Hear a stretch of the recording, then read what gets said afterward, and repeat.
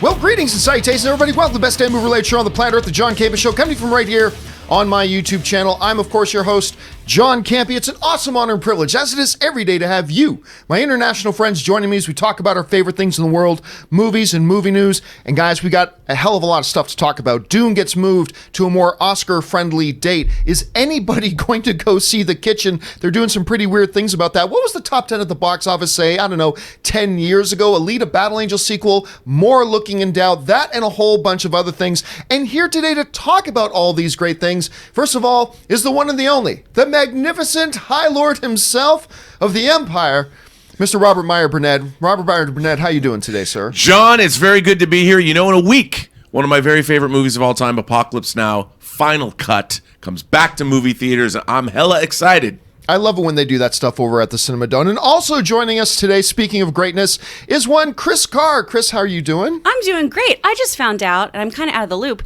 that we're getting an Alamo Draft House downtown. So Yes. I am so happy. It opened. It opened already, yeah. Yep. I'm so pumped. I I've get to go got eat my you- fried pickles. I got to get down there and try that out sometime, because I love was it. at an Alamo Draft House once ages ago in, what's the state in Texas where they have South by Southwest again? Austin. In Austin. It's a city.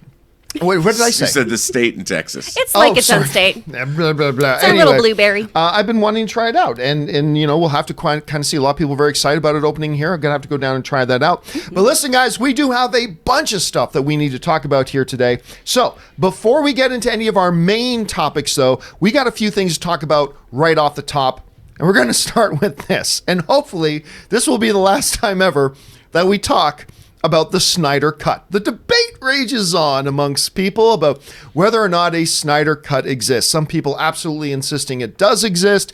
Some people like me have been telling you guys like Snyder shot stuff and put rough edits together, and if you're calling that a cut, sure, that exists. What does not exist is it completed with all audio, visual, post-production, music scoring, all that. There is not a completed version of the Snyder Cut. That does not exist.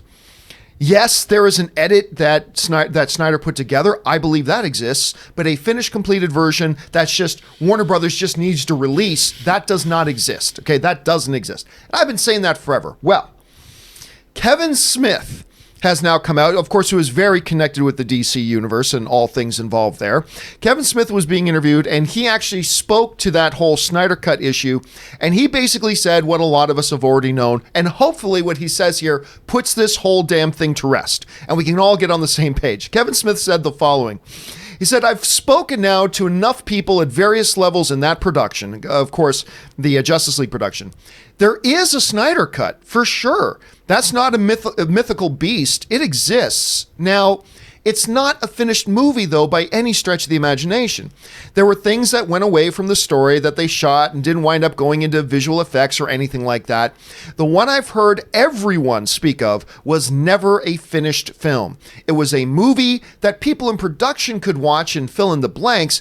It was certainly not meant for mass consumption. Now, this, of course, is exactly what I've been saying forever that exists. You know, we talked about the apples and watermelons examples here.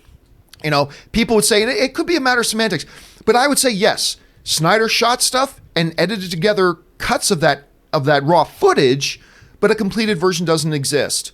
So I believe the apples are in the bag. Snyder shot something and edited it together. Let's call those apples. Apples are in the bag. What is not in the bag is a watermelon, which is a completed, all post-production, ready to go, and all Warner Brothers has to do is release it. That does not exist. There are apples in the bag, but there are no watermelons in the bag. And then people yell at me, but John, there are apples in the bag. I know there are apples in the bag. I'm saying there are apples in the bag. I've been saying that this whole time. What I'm saying is there's no fucking watermelon in the bag. Anyway. So now Kevin Smith comes out, pretty much wraps it all up for us, and I hope that is the final word on this. There is stuff Zack Snyder shot, there's stuff Zack Snyder edited together in rough cuts, but completed, finished version that Warner Brothers just need to release, Snyder cut of the movie, does not exist. And I'm hoping that finally puts that to rest on that matter. Rob, not only have you heard about all this stuff going on, you've had to sit there and be subject to me ranting about this issue on and on over the last couple of months. But anyway, you're hearing Kevin Smith's comments at this point. What do you make of his comments? Does it shed actually any new light on things for you, or where do you think things are at right now? No, it's exactly what I've been telling people too. Look, the people that think that a Snyder cut exists are just woefully ignorant to how movie productions work.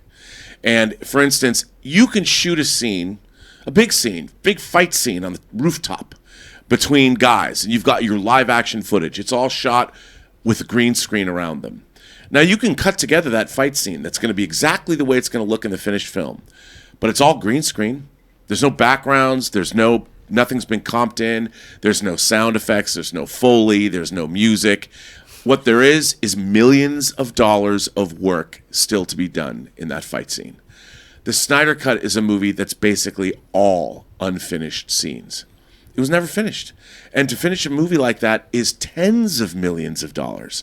I mean, you're just not there. You can have a cut of the film, but when you're making a superhero film or a science fiction movie, you're probably about 40% of the way there, and maybe 60 if you've got rough comps or animatics put in as well. So the idea that there is a Snyder cut of the movie that can be watched has always been something that made my gums bleed. Because when people would say that, I'm like, that would be like, it's just not true. What people think of as a cut of the movie, it's not true. It's not there. The first time I saw Return of the King, name drop, I saw it in Peter Jackson's house. I was with the DVD team. We were working on the Two Towers extended special features, and we saw a version of Return of the King that they showed to the New England tax board, or the New Zealand tax board. It was about, you know what? None of it was done.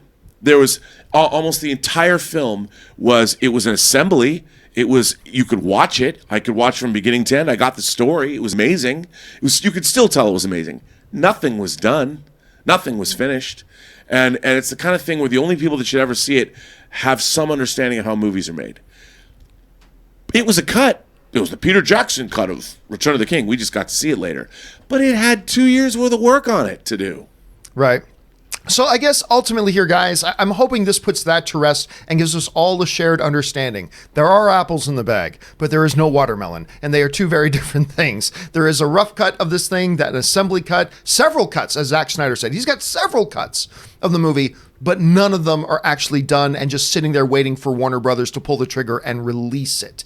So hopefully that settles that and we can all move on with our lives. Anyway, what do you guys make of that? Jump down to the comment section below and let us know your thoughts. But they could finish it, John. But they could. But millions of dollars. Issue. Millions of dollars if they want to do it. They could finish it. They could. That's a horse of a different color. And that's a possibility. But as of right now, no such thing exists. And nor will they.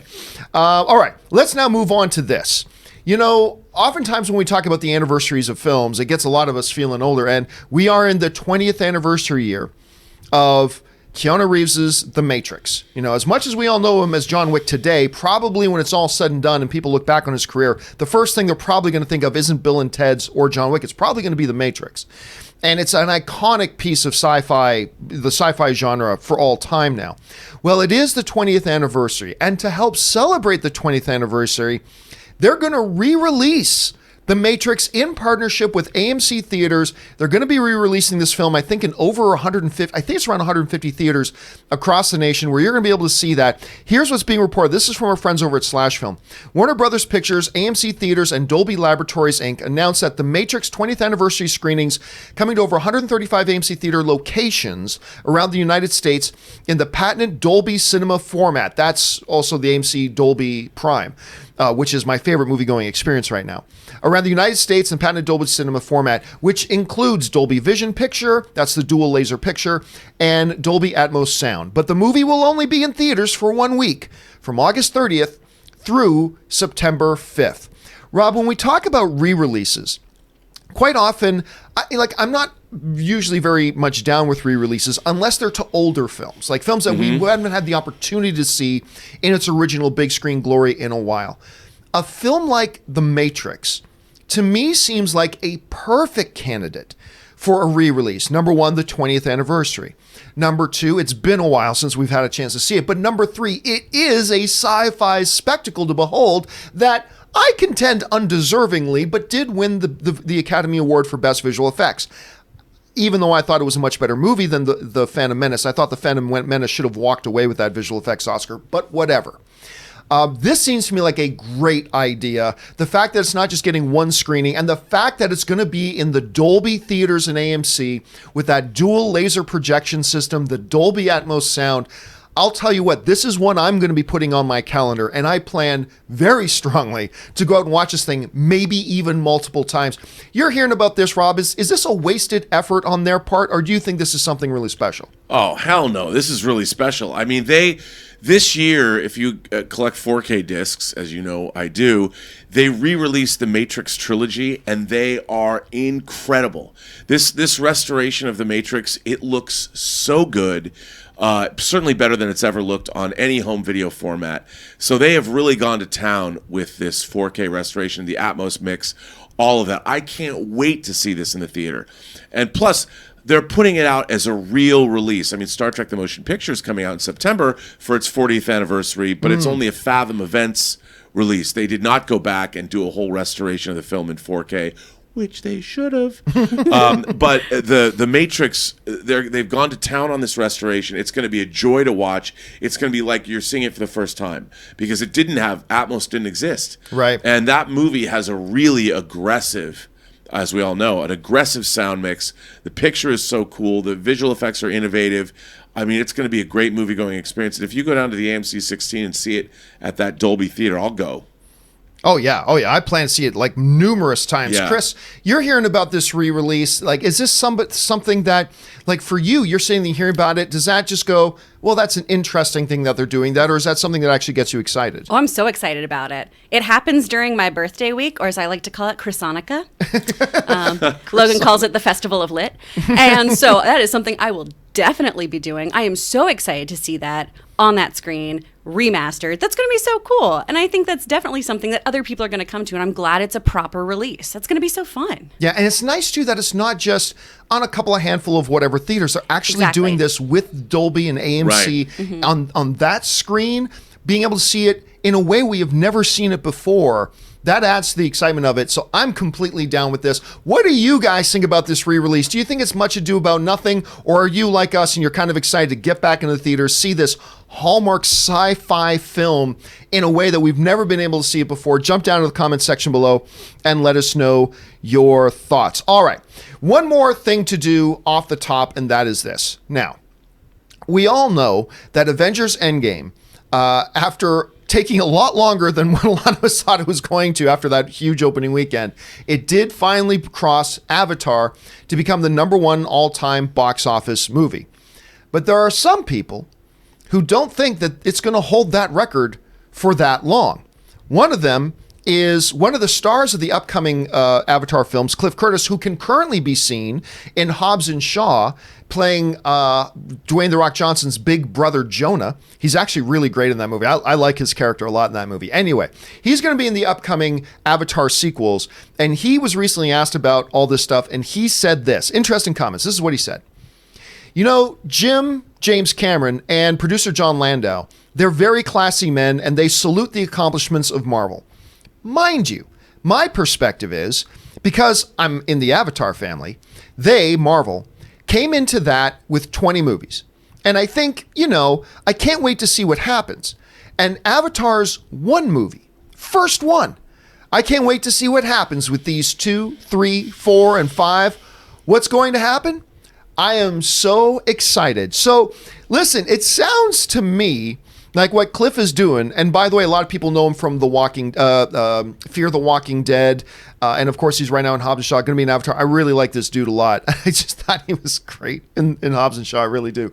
Anyway, he seems to be throwing down a gauntlet saying, yeah, Avatar, that's great, and we respect, or Endgame, that's great, we respect what it did.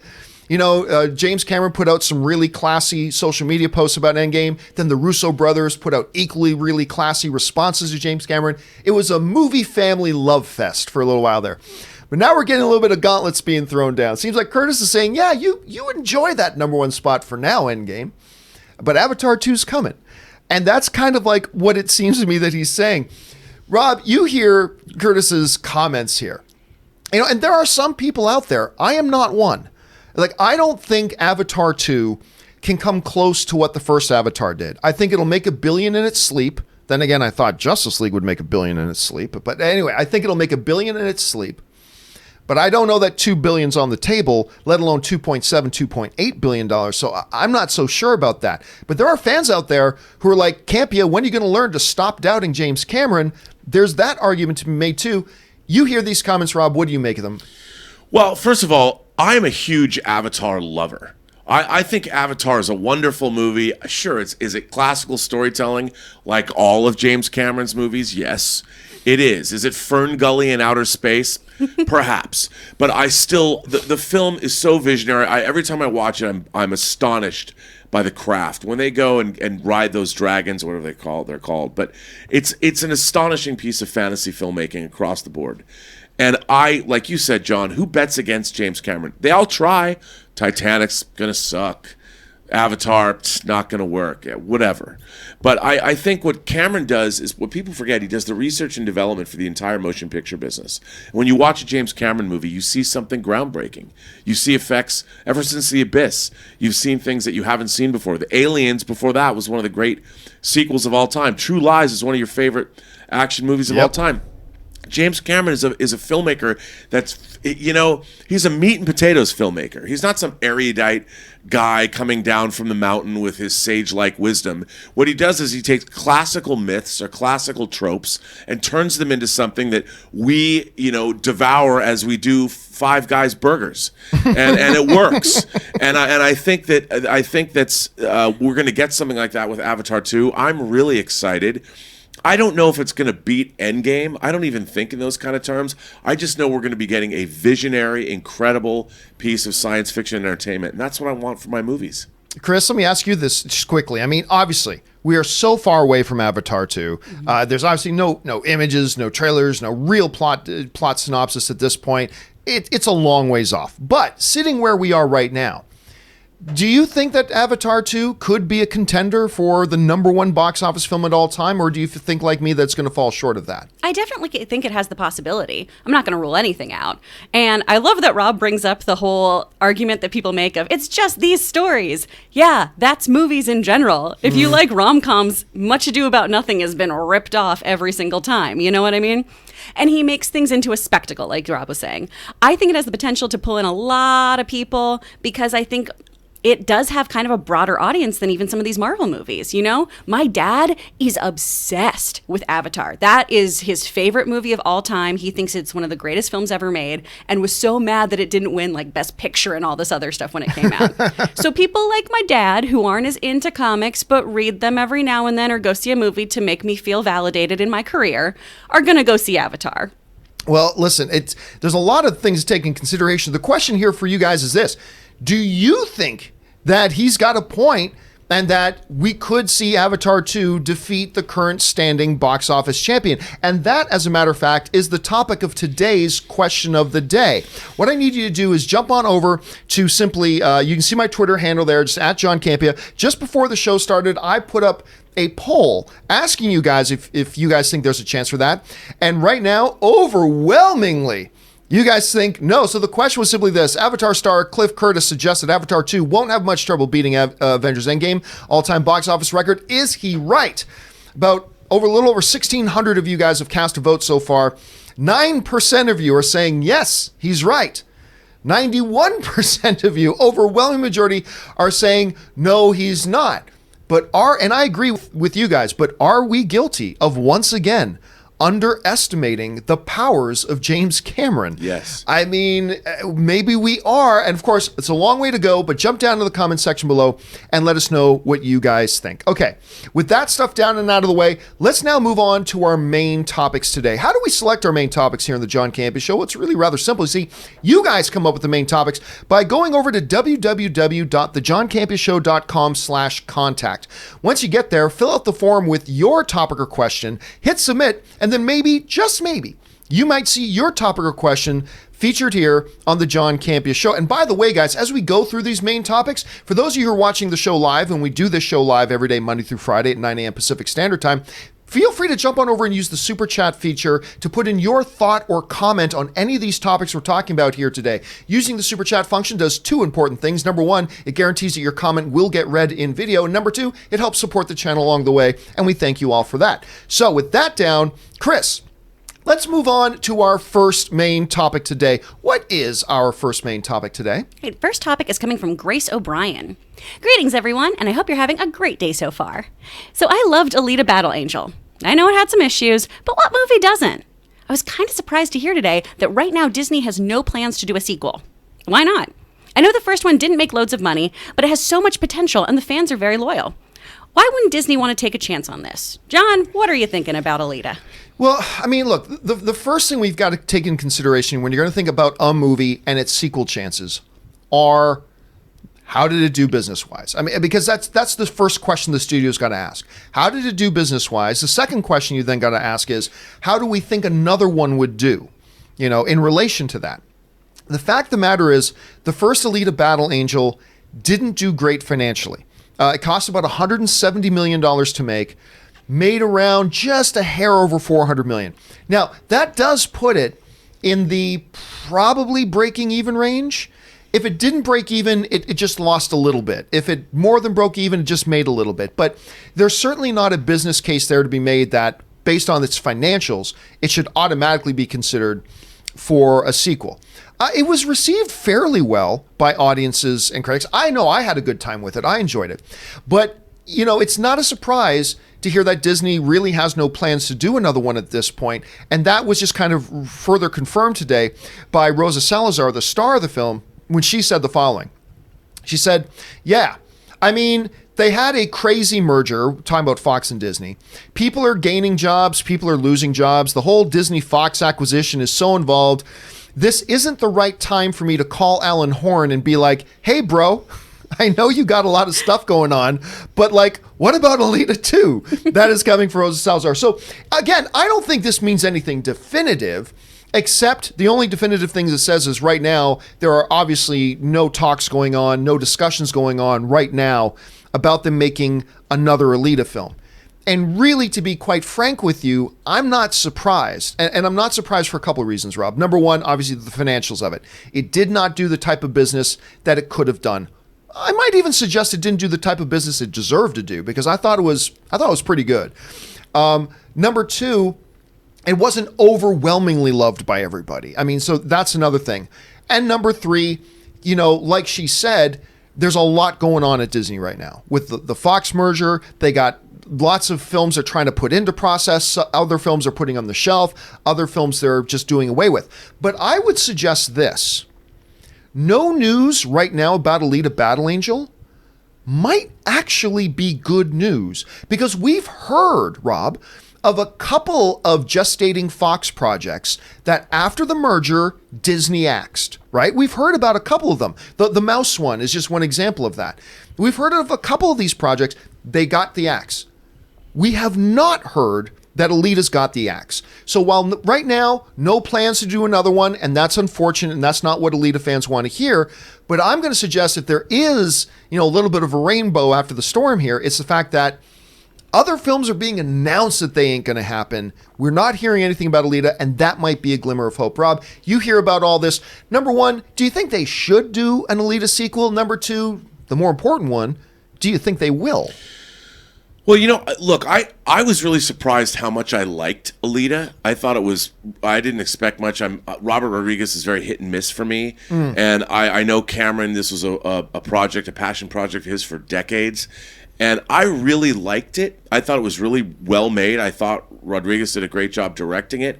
I was worried that we'd be in the uncanny valley, but we weren't. I really enjoyed everything I saw. But that said, everything in it was stuff we've seen before, because remember, the manga was written in the early 90s, and all of those concepts have been strip mined in other things. And this, once again, it's the idea of an android with a soul. and we've seen that in Battlestar Galactica. We've seen that in Westworld now. I mean, these concepts have been so gone over. So, and even on the track, it looked like Speed Racer when they're doing that sort of, which I love Speed Racer, by the way, and they're doing that the motorball stuff. All of that was right out of the manga, and it's all cool. It's all really great, but it's very familiar. So I think even though I liked watching the film, I don't think it connected with audiences because it wasn't as fresh as it might have been if it was made when Cameron wanted to do it in the 90s. But that said, I have the home video. I have the 4K release of it, and first of all, the disc is full of special features. It's an incredible disc. I think, like with Pacific Rim, it might do very well on home video, on streaming, and I think it's going to be discovered by audiences that might not have gone to the theater, and they're going to like it. I think when you watch this movie again and again when it's on streaming, I think kids are going to like it. I think audiences that didn't see it are going to like it. So it might have an afterlife, and it might be seen by people, and maybe they'll make a sequel. I'd like to see the sequel. So you do think there's a chance that Disney does it at this point? I think maybe. It's got to be cheaper, but just don't make it like Pacific Rim 2 Uprising, please. I love Pacific Rim. Yeah, that second one was so bad. Question here, guys, for you is this. 2 questions. Do you want to see another Alita movie? But probably more pertinently, do you think Disney will actually do one? I don't think it's likely that they will, but I believe that since they haven't announced that they're not going to do it, I think that leaves the door open for a little bit of a possibility that maybe they might. Jump down to the comments section below and let us know your thoughts. All right, with that down and out of the way, let's move on to main topic number 2. Chris, what is our second main topic today? This is from Daniel Hogan. Are the opening weekend numbers for Hobbs and Shaw disappointing? Aside from opening lower than Fast and Furious, which came out 10 years ago, it's less than what Us, a small-scale horror movie, opened with earlier this year. Even factoring in overseas results, the movie, according to Deadline, needs to make $600 million just to break even, which I'm not sure even will happen with China still to come as a possibility. What are your thoughts? Are these numbers really disappointing? Or I mean, look, it's always a little staggering to say number 1 at the box office and yet maybe disappointing. Mm-hmm. Was it a disappointing result? Let's look at the box office from this weekend. Hobbs and Shaw did come in at number 1, as expected. And as expected, as the projection said, it came in right at about $60 million. Actually made a little bit above projections at $60.8 million. Lion King only dropped 50%, going down to $38.2 million. Once Upon a Time in Hollywood pulled in $20 million. Spider-Man Far From Home made another $7.7 million. And Toy Story 4 took in another $7.1 million. So here we've got Hobbs and Shaw, top of the mountain, made what it was projected. It's number 1 at the film. And something else to keep in mind, other than Fast and the Furious films, I believe, if I'm not incorrect here, that $60.8 million represents the biggest opening for a Dwayne "The Rock" Johnson film, not counting Fast and the Furious properties. So there's a lot of things that seem to be going towards the pro side of it. But bottom line, is $60.8 million a number that we can look at and go, wow, that's really impressive? When a number of months ago, there were a lot of people, yours truly included, that really didn't think that Hobbs and Shaw getting to $100 million opening weekend would be too awful challenging. I didn't think it was an automatic per se, but not challenging. I would have said it would have made $100 million on its opening weekend months ago. As we've been getting closer and seeing tracking numbers, we knew that probably wasn't going to happen. But still, Rob, to see $60 million for an opening, fans seem to be enjoying this film. The critics like it more than I thought they would. I enjoyed the film. It's a dumb movie, but it's actually quite a lot of fun. The audience is liking it. The people who've been writing into the show talking about it have been really enjoying it, and all that sorts of stuff. That's all good. But is it disappointing? Now, look, I don't think this film I think Deadline is incorrect. I don't think it needs to make $600 million to break even, but it's got to make in the mid 500s. So it is, the bottom line is it's got to make a lot of money to break even. Asking if a movie opening at $60 million is enough of an opening to get it to break even, remember this. Jumanji, also starring Dwayne "The Rock" Johnson, made over $900 million. You know what it opened with? $38 million opening weekend. Now, That's a rare thing to have a movie open that big and like that small, I should say, and go on to make 900 million. So that's a rare thing. So that doesn't mean it's going to happen here. I'm just saying, let's not count out Hobbs and Shaw just yet, because there are more markets for it to open in. It did do like over $180 million worldwide on its opening salvo here. So there is that. It could very well do it. But I will say, as somebody who likes the film, yeah, I think $60 million, despite being what they projected, I think you've got to look at that as a little bit of a disappointment. I get that it's the number one opening Dwayne "The Rock" Johnson film of all time, not counting Fast and Furious films. I get that Jumanji went on to make all that money. I get all of that. And I get that people are liking it, and I like it. I still think that $60 million has to be looked at as a disappointment. Rob, you see this. How do you evaluate it? Well, I also read about the international box office, and it's up to 180 million worldwide. And they did say that it's a slight disappointment, but it is along what they projected. I mean, this is not something they projected $100 million for, and then it opened at 60. It opened what they projected. Right. It's the third highest opening for a Fast and the Furious movie of the entire franchise. And this is a spinoff, and I think for the most part, I think the only person, and I have to say I'm on his side, is Han, who's laughing from the afterlife that this movie did not make $100 million. And that's what Justice for Han is all about, after all. But no, I think in actuality, I think it's going to do okay. I think they're going to be fine with it. Yes, it was a very expensive movie. I hear it's $200 million. That's why yes. It has to break even at $600 million. That's a lot of money. That's a lot of cheddar to spend on this film. Look, I think the franchise is healthy. I think this movie is going to be huge in China. I could see it which topping it hasn't out. opened in yet, no. by the way. Yeah, I could see this movie topping out at $800 million worldwide, and they would be very happy with that.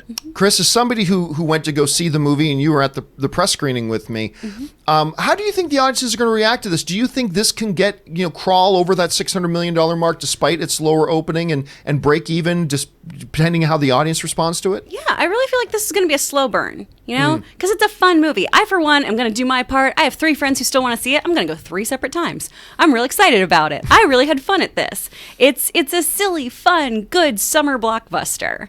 And like we talked about before, it knows what it is. And yeah. I feel like people are going to come out and see it. It's just not going to be a huge boom. It's going to be a slow little fizzle to hitting that number. So the question is, guys, what do you think, for those of you who have seen the movie and for those of you who haven't, do you think that a $60 million opening is perfectly good, or do you think it's a little bit disappointing? And with that opening, do you think it can get into profitability, or do you think it's running the risk of maybe being a money loser? Jump down to the comments section below and let us know your thoughts. All right, with that down and out of the way, let's move on to our third main topic today. Chris, what is our third main topic today? We're hearing from Oscar Almanzana. What are your thoughts on Kevin Conroy being cast as the CW's Batman for the Crisis crossover event? I love Kevin's voice as Batman, but playing him as a live-action character is a whole different thing. Plus, he's 63 years old. Also, any chances they may bring Hamill back as the Joker after this? Thanks. Okay, Rob, how are you feeling about Kevin Conroy? It's the coolest thing ever. Right? I mean, how do you not love what they're doing with this Crisis on Infinite Earths crossover is insane. And I love what they're doing. They added Black Lightning is going to be in it. And I think, look, like the comics, when you were dealing with back in the 80s, when the Crisis on Infinite Earths miniseries came out in the mid-80s, they basically paid homage to all DC history. All the characters, all the different Earths, all the different characters, and they what they did at the end was, and this is what I really want to know if they're going to do, they combined all of the multiverse into one Earth. And as we know, not all of these characters exist on the same Earth. And what I really want to know is, are they going to take? I mean, they got Burt Ward. They got Burt Ward, who played Robin in the '66 Batman series and movie. I mean, come on. I mean, it's so cool. They're basically doing the equivalent of what they did in the comics, but they're doing it for real. Now, I've heard Guggenheim at the CW panel at the TCA over the weekend did say that Tom Welling and Linda Carter, those were rumors that he actually called out a website and said that was bunk. That was not real. And but maybe it could be. I mean, who knows what they're going to do with this? I just think it's so cool. And seeing Kevin Conroy as an aged Bruce Wayne, I love this idea. How cool. And you know what? By the way, he looks like an old Batman. Yeah, right now in this that guy picture. deserves it. I mean, how cool is it? When you hear his voice, it'll be chilling. That's Bruce Wayne. You can't I love what they're doing. I love the thought behind this. It's so much fun, and good on them. I think this entire CW crossover thing is turning into one giant fan service orgy. And that's not necessarily a bad thing. Getting Brandon Routh to come back, he's going to be a Superman character, getting Kevin Conroy in to be an older Batman. I think this is something that's just going to please a lot of people. And why not? Why not do something like this? It's going to make a lot of people happy because that's what these things are all about anyway. So I think it's a really interesting move on their part. Now, to the question that was brought up by the viewer, do we think we could see Mark Hamill come in there? Of course, Mark Hamill was the Joker's voice to Kevin Conroy's Batman. I'm going to guess no. And there's a possibility, but not as Joker. You see, the thing is, and here's the problem, Mark Hamill is already in the CW DC universe. Mm-hmm. He's the trickster. He's already there. He has been in several episodes of The Flash. He's already there. So there could be a possibility, I think. There is a possibility we could see him pop up as Trickster. And wouldn't it be great if for some whatever reason they had Kevin Conroy and Mark Hamill, even if he's not doing a Joker voice? Wouldn't it be cool to see the two of them on screen together doing their thing? I think that would be great. So I don't think we're going to see him in there as Joker, but I do think there's a possibility that we might see him in there as Trickster. Brandon Routh is the Atom and Superman.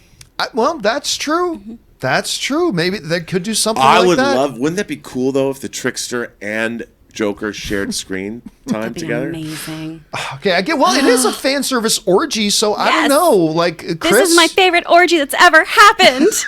At least top 5. Top 5 orgies. I'm so excited about this. I mean, every show I think I've tried to circle back to making things about Batman the Animated Series. Like what Rob is to Star Trek, I like to think I am to Batman the Animated Series. I love that show, and Kevin Conroy is my Batman. I love him so much. And the idea of him being an old man Wayne, because also the 63 thing, he's not going to be bataranging and jumping around probably, guys. Right.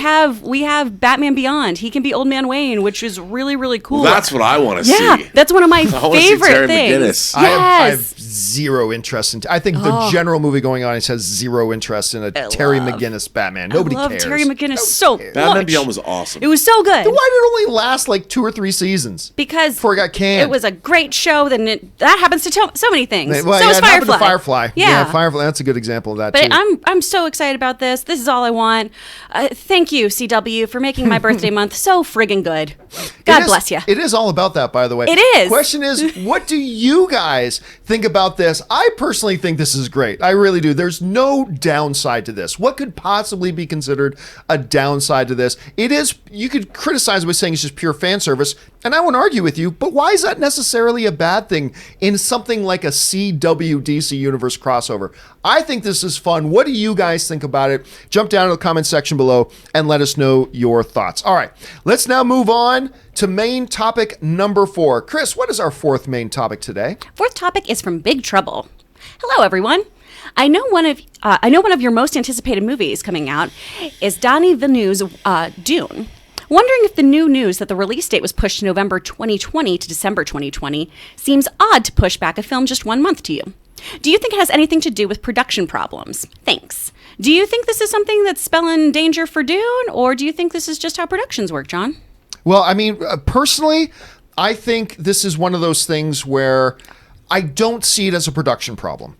If there's production problems, you'll get a 3-month bump, a 6-month bump, something like that. If there's something really holding up production, all this kind of stuff. And remember, it's not like it was coming out this November, right? If Denis Villeneuve decided he just needed like a couple of extra days, okay, then a 1-month bump if that was 2019. This is 2020.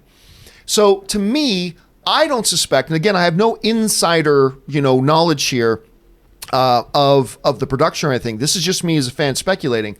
But to me, it seems like moving it from November to December. Look, in November, you're already in Oscar season. But moving to December, it feels like 2 things. Number 1, you feel like you're putting an explanation point on what you believe the Oscar chances are. By pushing this thing to December, I think they really think this is going to be an Oscar contender. That's what I think. So that's number 1. Number 2, not only do I think they're looking at this and feeling like it's got Oscar potential, the critics are going to love it, the Academy's going to love it, by putting this into that prime Christmas release date, I think Warner Brothers right now is going beyond that and saying, we think the audience is going to love this. We think the audience is going to love this. Number one, we think this has got Oscar potential. Number two, we think the critics are going to adore it. And number three, we think this thing, looking at the storyboards and the scripting and how the shooting is going, we think the audience is going to love it. So no, production problem bump for 1 month? No, if they bumped it 6 months, I might raise an eyebrow and go, wait a minute, maybe something's going on here. But 1 month, all that tells me is that they think that prime real estate for releasing that movie, they've got a world of confidence in this. I think they're riding very high on this process right now, Rob. So that's why I think. Am I being overly optimistic about this? Do you think there could be a negative assigned to this? Could it be problems going on that caused the bump? How do you see it? Well, I'm in your camp exactly what you said. I mean, we're 16 months away from December 2020. I mean, that's a long time. The film's wrapped production. And having 16 months in post, and they've already been working on it for a while, I think the studio's seen the dailies. I think that they have seen these performances with this incredible cast. And I think they're elated with what they've seen. And the move into December is, this wasn't even based on production at all. This was simply a schedule shift. They've got their Elvis biopic that's coming from Baz Luhrmann. They want to put that in for the Thanksgiving holiday season or whatever, and move Dune over closer to December, like you said. Let's keep those Oscar voters happy. Let's have that Christmas audience. Everybody's off for the holidays. I think they have enormous confidence in this. I got more excited when I found out, because this is my most eagerly awaited movie of everything that's coming out. This and Bond 25, and I am deliriously excited that they moved this into December. It's great. I think it speaks nothing but positive things. I really don't see a drawback to this whatsoever. I don't see logistically there being any logical reason to assume this suggests any sort of problems. I just think this screams confidence on their parts, because that's how I'm looking at it. What do you guys think about that? Do you think that this move of 1 month could be a sign of something negative, or do you think, like me, that it's just a sign of positive things to come? Jump down into the comment section below and let us know what you think. All right. With that down, let's now move on to our final main topic today. Chris, what is our fifth and final main topic today? Our final topic's coming from Alex Burton. This weekend, one of my most anticipated films this year is coming out, The Kitchen. However, a film that many people have compared this film to is Widows, another female-fronted crime movie. That movie, while great, was a film that did not perform well at the box office. Will this movie perform the same way, or can this movie find success? John, what do you think? Well, listen, I will, number one, The Kitchen has been a film that I've been very excited about. Mm-hmm. First of all, just the notion of it. But you look at the cast as well, right? You're talking about Melissa McCarthy, Tiffany Haddish, Elizabeth Moss. That's a powerhouse lineup of like female performers that I really, really enjoy. And the whole notion and the premise of the story sounds great. It sounds wonderful. And then, Rob, they showed us a little bit of this movie when we were at CinemaCon back in April. And again, I just loved what I saw. I saw the trailers to it. I thought the trailer looked great and all that kind of stuff.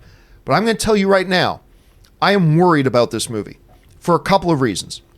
Number one, for its performance.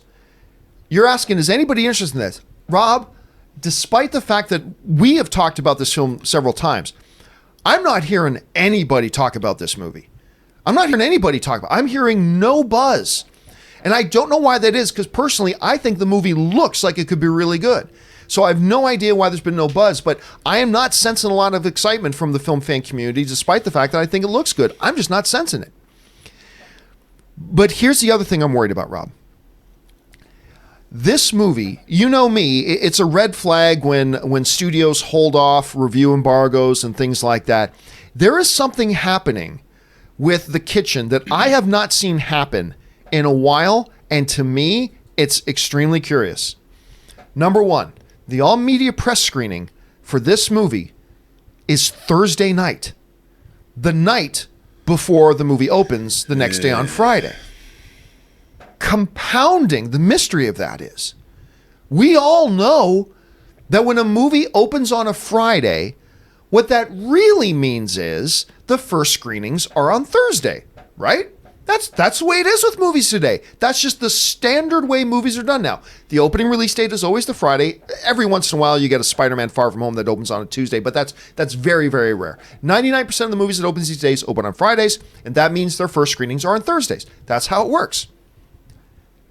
there's no Thursday night screening of The Kitchen. I have not seen this. I can't remember the last time I saw this. I cannot remember the last time a movie that was opening on a Friday was not having Thursday night preview screenings. That's just the standard operating procedure for movies now. And they're not doing it. So the fact that right now we don't have critic reviews out there, the fact that there might be a press screening happening before that Thursday, I don't know if there is, maybe there's not, I'm not sure.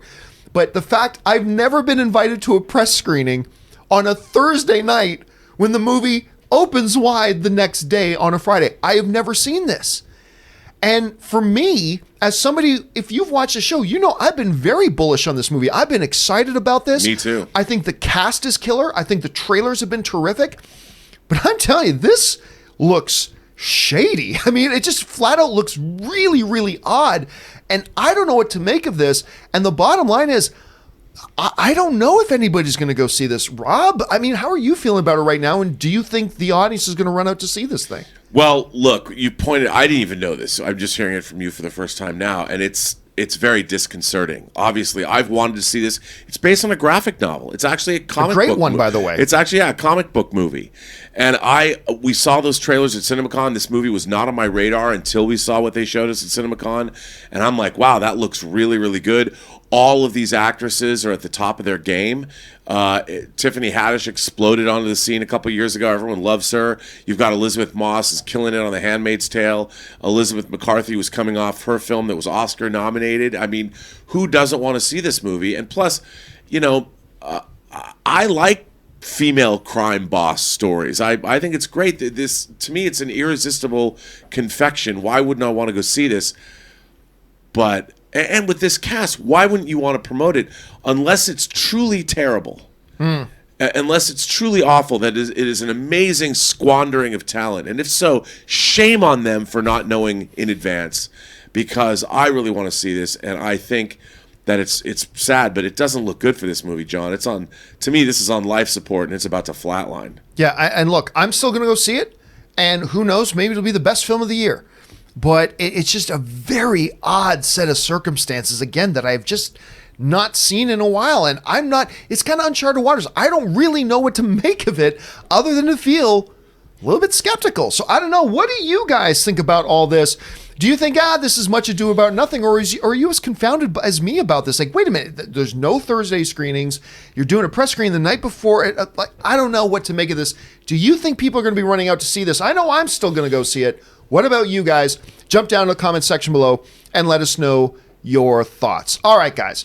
I got one last thing I'd like to do here today. This actually comes off a recommendation that one of the viewers sent in, and I really liked it. For Mondays, at least for the next couple of Mondays, I think what's going to be fun is for us to take a minute and just look back to 10 years ago. You know, we already looked at the top 5 at the box office going on this weekend. Hobbs and Shaw, Lion King, Once Upon a Time in Hollywood, Spider-Man Far From Home, Toy Story 4. That's a nice lineup, actually. That's a pretty nice lineup. But, you know, somebody brought this up, and I like the idea. Let's take a look back just for a second. What was the top 10 movies at the box office 1 year ago this weekend? This weekend that we just had. What was the top 10 back then? And I thought it'd be fun for us to go back and take a look. 1 year ago? 10 years ago, sorry. 10 years ago. And let's go back and take a look at the box office this weekend from 2009. The number one film at the box office was the Adam Sandler travesty Funny People, which was neither funny and not about very interesting people. But so there was Funny People was number one at the box office. Harry Potter and the Half-Blood Prince was 10 years ago, made $17.9 million that weekend. The G-Force movie, not to be confused with Battle of the Planets, which I am looking forward to very much. But no, G-Force is about a bunch of hamsters, I believe. Hamsters or They were gerbils. guinea pigs. Guinea pigs, thank you. They were guinea pigs fighting crime or something. Guinea pigs fighting crime. To me, one of the most underrated comedies of all time. Screw y'all hating on The Ugly Truth. Gerard Butler, and what was her name? Katherine Heigl. And Katherine Heigl. Gerard Butler and Katherine Heigl. I think that movie is effing hilarious. I love it. Everybody else hates it, and that's fine. Aliens in the Attic, I don't even remember. I don't even remember Aliens in the Attic. Then there was Orphan with the little girl. So, there was Orphan. I thought that one was actually a pretty good thriller. Ice Age, Dawn of the Dinosaurs, which was just awful. And The Hangover. We're in the 10th anniversary year of The Hangover, so The Hangover was in there. The Proposal, another woefully underappreciated comedy. Ryan Reynolds, Speed Girl. Sandra Bullock, thank you. Speed Girl. Speed Girl. Whatever, give me a break. The Proposal is wonderful. Of course, I'm also a little bit connected to it because it's about a Canadian marrying an American and getting their green card, which kind of happened to me. And then one of the awful abysmal Transformers movies, Transformers Revenge of the Fallen, was in there as well. And that is a little snap look all the way back 10 years ago to what top 10 at the box office was back then. Rob, let me ask you, you're looking back at these films. What stands out to you? Like, you look back and seeing these movies, what stands out to you? How old and close to death I am. I think that... No, I mean, it really is the passage of time. I mean, The Hangover, I love the first Hangover. I really loved it, and it's hard for me to believe that I've incorporated that into my lexicon of pop culture references. I mean, it's been 10 years? My God. That's just incredible. And there's a lot of movies I've completely forgotten even existed. And if this is just one box office weekend, what does all 52 from the year of 2009 mean? How many things have I forgotten? Where's my mind gone, John? Just like the Pixies sang at the end of Chris, Fight Club. You're looking at that list. What stands out to you the most? I mean, it's been 10 years. 2009 is when I got my college degree. What am I doing? But I can't believe The Hangover is 10 years old. Yeah, that's the one that's really, really crazy to me. And I don't think about viewing The Hangover and that Harry Potter movie at the same time. Right. That's nuts to me. I just don't put those in the same universe, in the same decade. I'm thrown by it. The other thing that stands out to me, talking about The Proposal, one of the stars of the film was, of course, Betty White, who is magnificent in that movie. But I just remember thinking, like, she was portrayed as this little old frail grandma, could die at any time in the movie. And here we are 10 years later, and she's still a treasure. Which I think is awesome. And hopefully we'll be talking about her again another 10 years from now. So let me ask you guys, anything on that list, like when you look at that list, like what really jumps out to you as being, whoa, 10 years ago? Jump down in the comment section below and let us know your thoughts. All right, guys, we're going to move on now to our live questions of the day. But before we get to the live questions, there are a few other things going on in the world of entertainment that we don't quite have time for to make main topics, but we want to make sure you get caught up to speed. And that's what is the subject of Jonathan's today's installment of the Movie News Feed. Check it out. First up, Warner Brothers' untitled Elvis Presley film, which will star Austin Butler from Once Upon a Time in Hollywood as the iconic singer, has scored a prime awards bait release date of October 1st, 2021. Baz Luhrmann wrote the script with Craig Pearce, with whom he also wrote The Great Gatsby and Moulin Rouge. The script will not be based on any pre-existing material. Luhrmann is also producing. In Luhrmann's movie, he will explore the life and music of Elvis through the complicated relationship with his manager, Colonel Tom Parker, who will be played by Tom Hanks. Next up, the long-in-development remake of the action-crime comedy Uptown Saturday Night has found another director to step behind the camera in the form of dope writer-director Rick Famuyiwa. From ComingSoon.net, Kevin Hart is still set to lead the film. A remake of the 1974 comedy of the same name has been planned for some time, with Will Smith and Denzel Washington originally in talks to star with Adam McKay set to direct. Smith is still set to produce. Next up, the Season 3 premiere of Black Lightning next month will move up 2 weeks from its original date. The latest installment of the network's DC superhero series will now bow Monday, October 7th. From Deadline, the move was unveiled Sunday during the CW's TCA session, when network brass also said Black Lightning characters would join their fellow superheroes for the first time in this year's 5-episode crossover event, Crisis on Infinite Earth. That run of episodes will kick off in December. Next up, the CW is going to be the exclusive in-season streaming home for its new series going forward. From Variety, beginning with this season's freshman shows, namely Batwoman, Nancy Drew, and Katie King, the CW series will stream exclusively on its digital platforms throughout the full current season.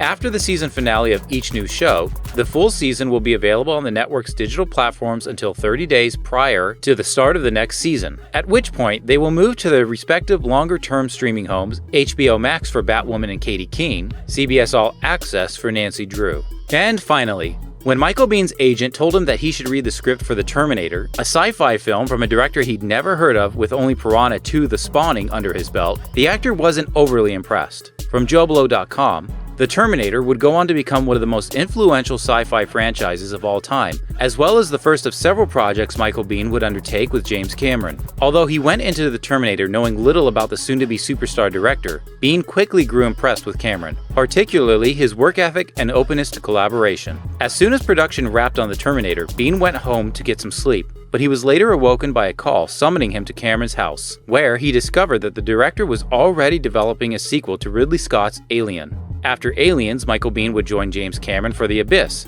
but that serves as the actor's final collaboration with the director, at least for now. With 4 sequels to Avatar on the way, perhaps there's room to bring Michael Biehn back. And that will do it for today's installment of the Movie News Feed.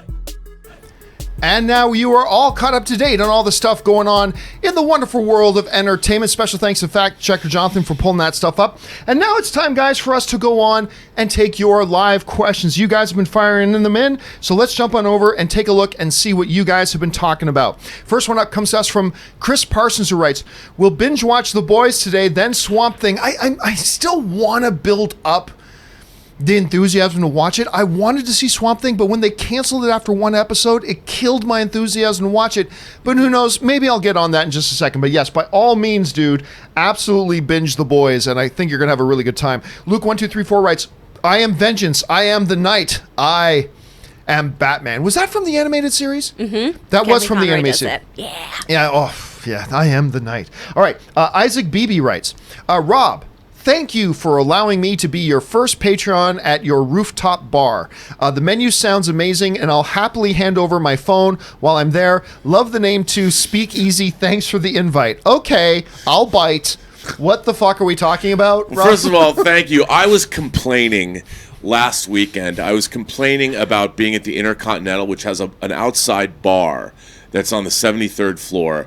And basically, Is that the hotel down by Century City? No, it's in downtown LA. Okay. It's right on 7th Figueroa. I know what you're talking about, yeah. And it's a great, the bar is great, the location's great. It's like the highest bar in the Western Hemisphere. But they've basically turned it into a nightclub.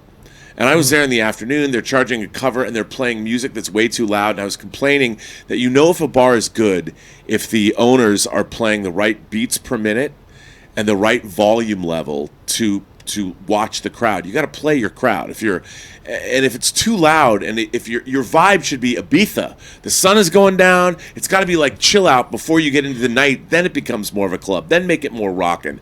But if it's too rockin' in the afternoon, I said, you know what, man, I'm starting my own bar, I'm going to play my own music, I'm going to have my own things, and you don't get to bring your phone in. No phones in my bar. We're going to have those, when you go to screenings, John, how they put the phones in the pouches.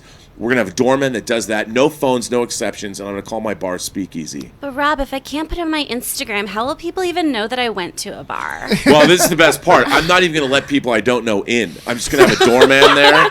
And if you don't know me, because everybody that knows me knows there's a back door, but I'm going to hire a doorman. They're going to stand out front, and they're just going to deny everyone. Okay, no one gets into my bar. So basically, the lesson of the day here, guys, do not become an investor in any of Robert Meyer Burnett's business launchings, because he's going to immediately eliminate 99% of your potential customer base. It's the best thing. It's the most exclusive club in town because nobody can get in. Only the best people get in. I love the name though. Speakeasy sounds great. No phones. Let's move on. No phones. Next up, Chris Feldman writes, favorite movie based on an S.E. Hinton book, The Outsiders, Rumblefish, Tex, or That Was Then, This Is Now. By the way, 3 of them star, I was going to say, Matt Dillon pops up in a lot of them. I got to go The Outsiders. I mean, now granted, Outsiders is one of the earliest films I remember watching, but it made a really profound impact on me. So I'm going to go for The Outsiders on that. What about you, Rob? Which one of those? Rumblefish all day and every day. Francis Ford Coppola's Rumblefish. Oh, Stuart Copeland did the music. I love that movie so much, and it's on a great Criterion Blu-ray. Chris, do you have a favorite one out of those ones listed? I don't think I've seen any of those. Well, they are older. They are older films, for sure. All right. Probably prerequisite to getting into Speakeasy. All right. Auto000 writes, we have guns. No, what you have are bullets, and the hope that when your guns are empty, I'm no longer standing, because if I am, V for Vendetta, 10 out of 10. You know, that's a movie, V for Vendetta, that I liked quite a bit, actually. I never liked it as much as because I knew some people that just thought it was like one of the greatest cinematic masterpieces ever. And I thought it was really quite good and I enjoyed it, but I didn't quite enjoy it at the same level. Of course, you had Natalie Portman in it, who was wonderful. And you had Red Skull and Agent Smith. What's the actor's name Hugo again? Weaving. Hugo Weaving, who is just, and of course, he's Lord Elrond as well. I love Hugo Weaving. He was the voice of V. I enjoyed it a lot, but not as much as a lot of other people. But it has a number of iconic lines and iconic moments in it. Rob, what's your favorite thought of V for Vendetta, your favorite memory of it? Well, I mean, it's based on the Alan Moore comic, and I'm a huge fan of that comic. But I think that just the idea that governments should not be afraid, or people should not be afraid of their governments. Governments should be afraid of their people. Right. And I love that whole idea. Like, it's all, and look, all the iconography. We didn't have the gunpowder plot. We don't have, remember the 5th of November. Yeah. The gunpowder treason and plot. We don't have that. And I love all that. I love that it's truly a British story. It's steeped in British history, yet it applies to all of us now. All right, let's move on to the next one here. Noah Mellemstrand writes, "Hi, John and company. Greetings from Vancouver Island, BC. Beautiful country up there. Pick one and leave one. Poker or Dungeons and Dragons?" I pick poker.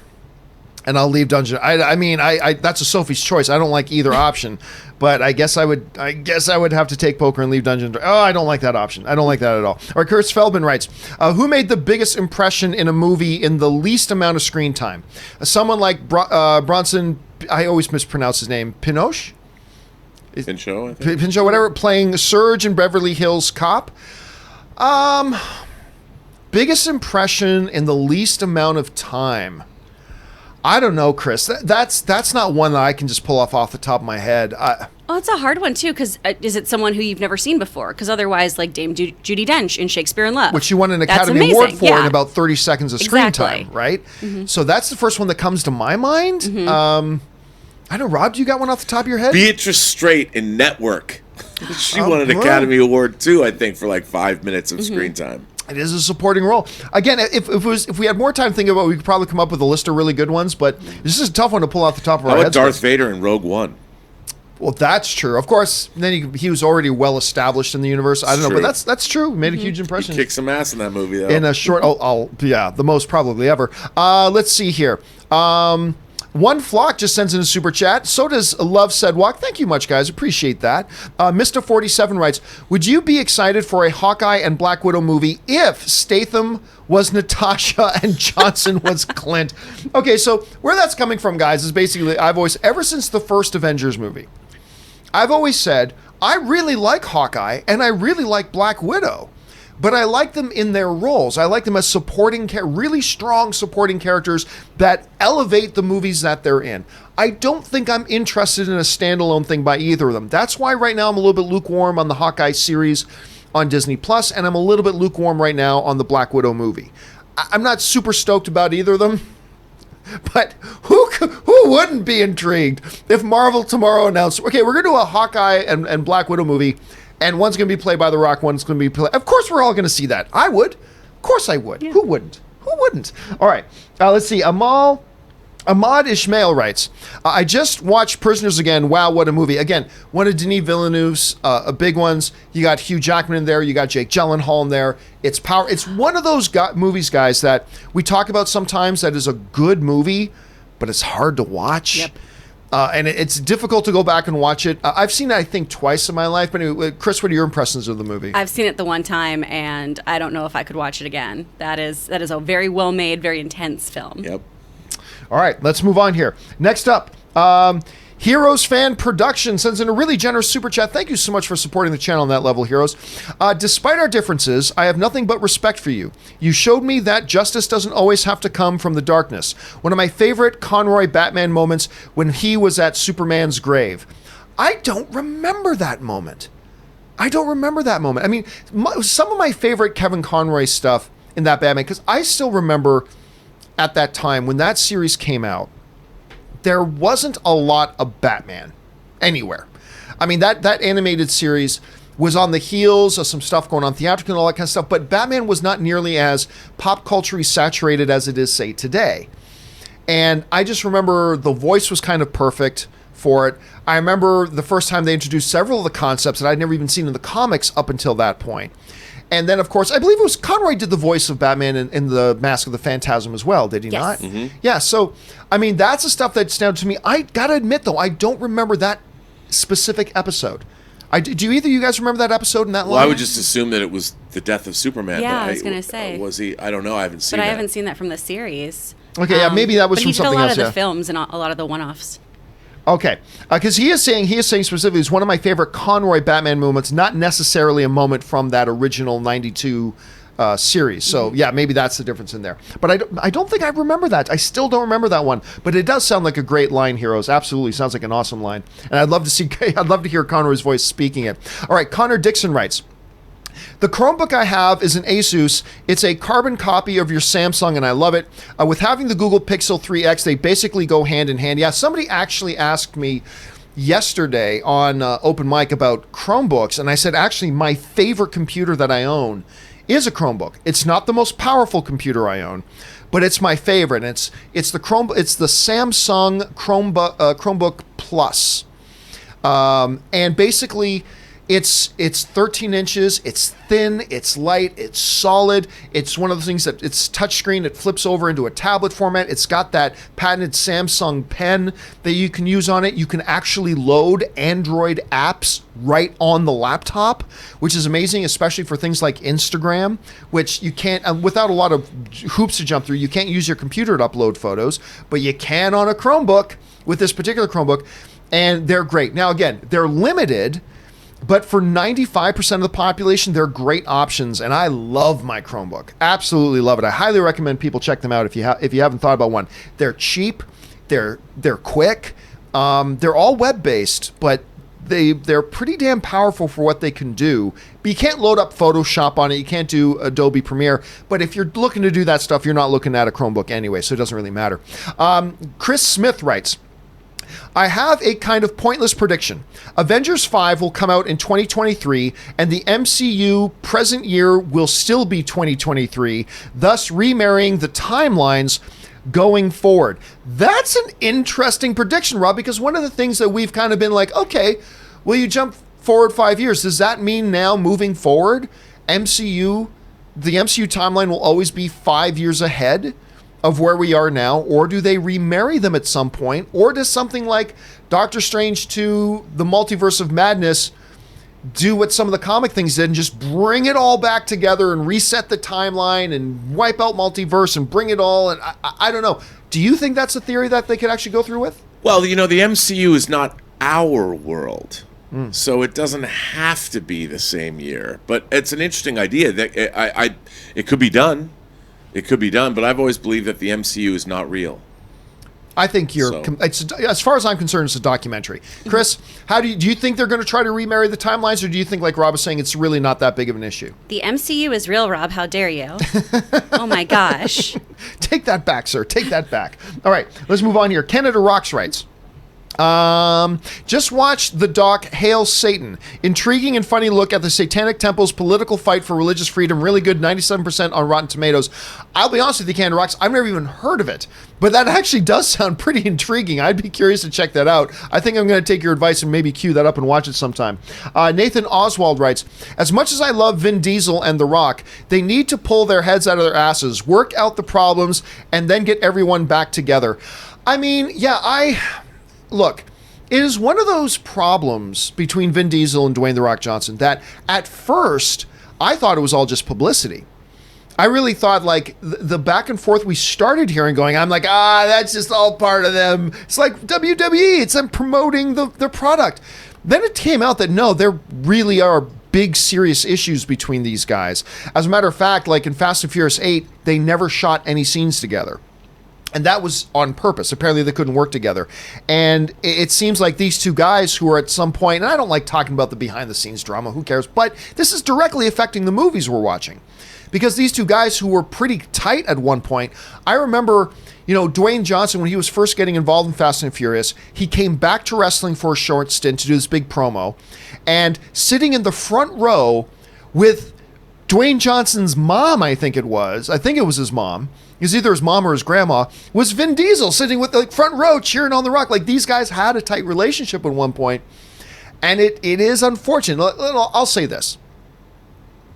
If they can make the Fast and Furious movies work with your mainline stories and a Hobbs and Shaw storyline going on separately and make successful movies fun for everybody, then it's all fine and good. But I think most people would like to see these guys reconcile and see them back. Look, the most successful movies in this franchise has been when those two have been together.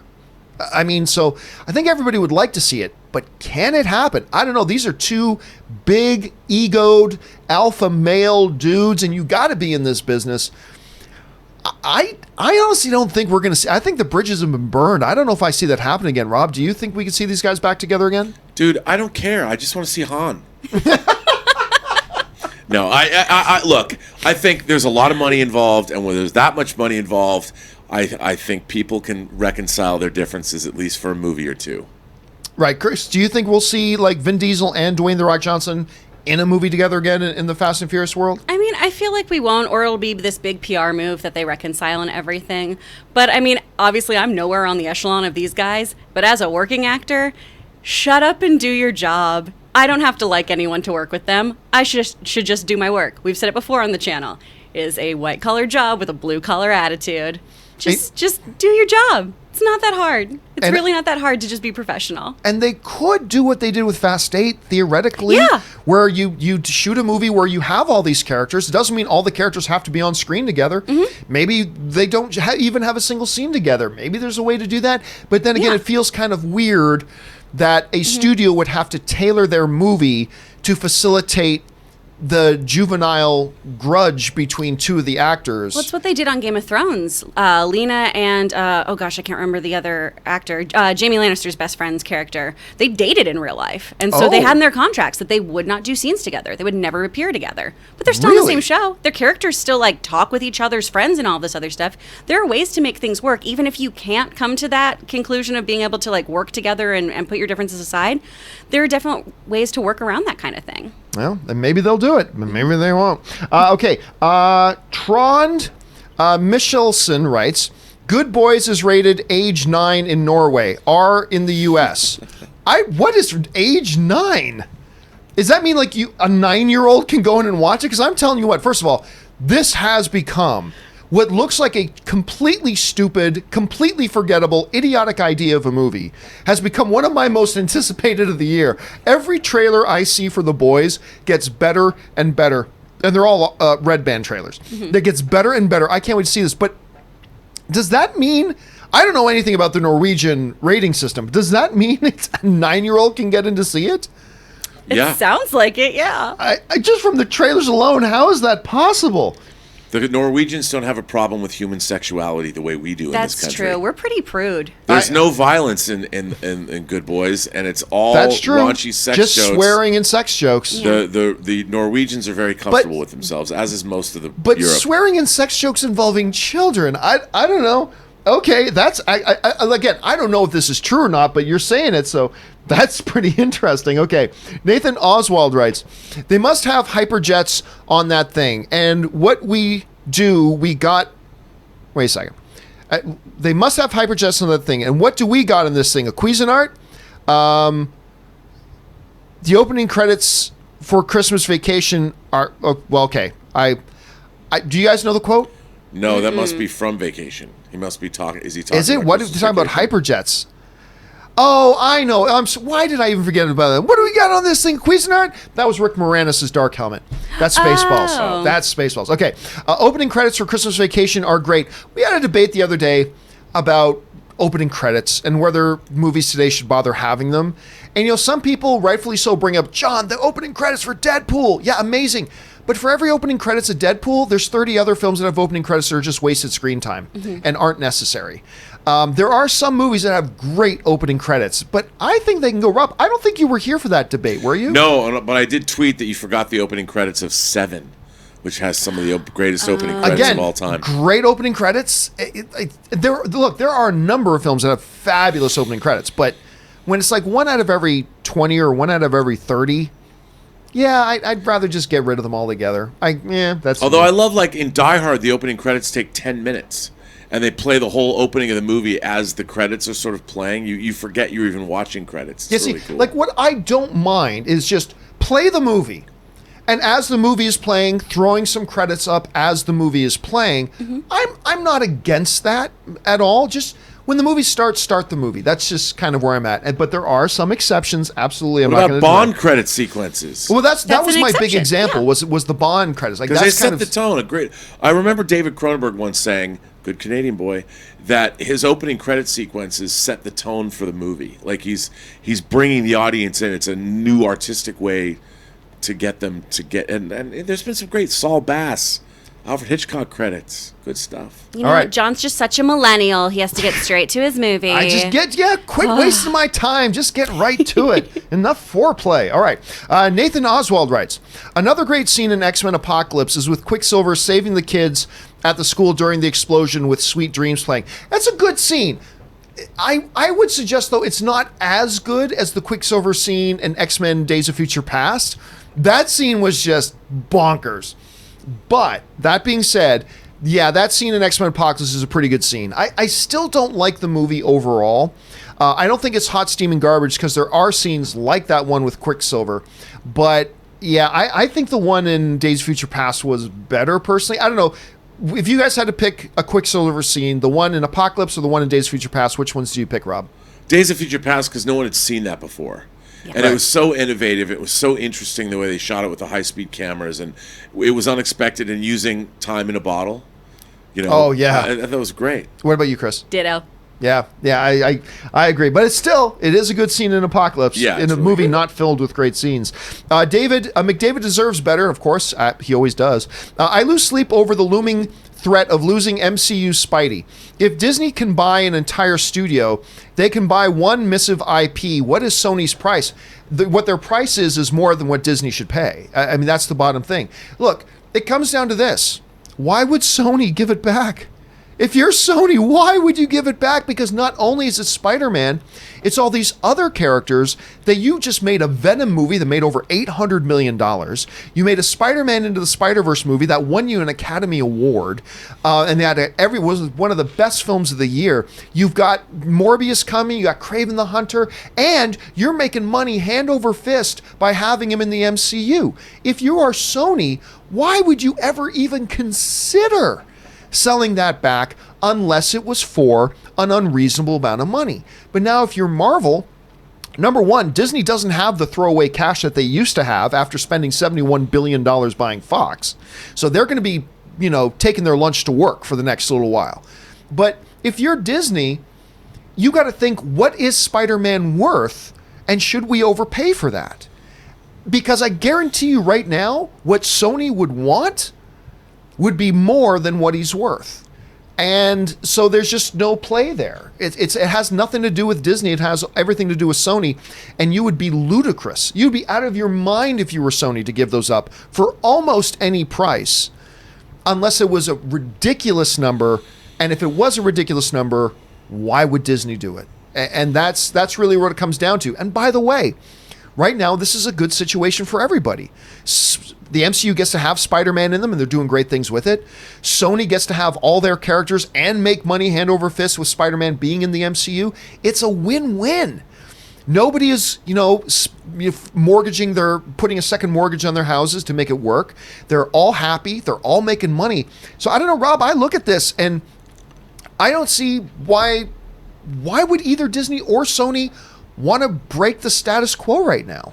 I don't think that they would. I mean, I think Sony's got a great deal. They're making Morbius right now, which is also part of the Spider-Man universe, and they're not going to give up a cash cow. When a studio has something that's going to make $800+ million, they're not going to give it up, no matter what. They need that for their shareholders. They need to show that they've got this asset, in their quiver that they can shoot whenever they need it. And I think that's the same. Look, Marvel's doing just fine with the status quo with Spider-Man. They're fine. They're having a good time with it. What about you, Chris? Do you think that Sony should consider selling it back? No. If it ain't broke, don't fix it. Keep your property. Keep making money. You're fine. Yeah, and by the way, I do want to remind everybody too. This is subjective, but I want to remind everybody, too, Marvel has not only never made the best Spider-Man movie, I don't even think they made any one of the top 2 best Spider-Man movies. To me, the best 2 Spider-Man movies ever made both came out of Sony. And that's Spider-Man Into the Spider-Verse and Sam Raimi's Spider-Man 2. I think those are the 2 best Spider-Man movies ever made. So even if Sony wanted to take Spider-Man out of the MCU, which I don't see why they would, but even if they did, I still don't think that's the end of the world, because they have made a couple of bad ones, but they've also made the best Spider-Man movies so far. So, I don't know. I don't think it's anything to worry about, though, McDavid. I'll be honest with you. I don't think there's anything to worry about right now. All right. Ryan Lohner writes, my brother's about to do his version of your story with Anne, Anne in Star Wars with the Big Lebowski. We'll see how it goes. So what Ryan's talking about, I talked about this on the weekend this week, about how about 4 months into my relationship with Anne, which we both just thought was going to be a fling, because I was only going to be in the States for about a year. She was just getting out of a 7-year relationship. We thought our dating thing was just going to be a quick fling.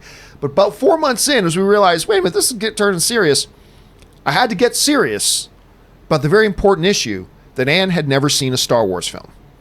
And it's just like, listen, lady, this, whatever this is, can't go any further until we sit down and watch Star Wars.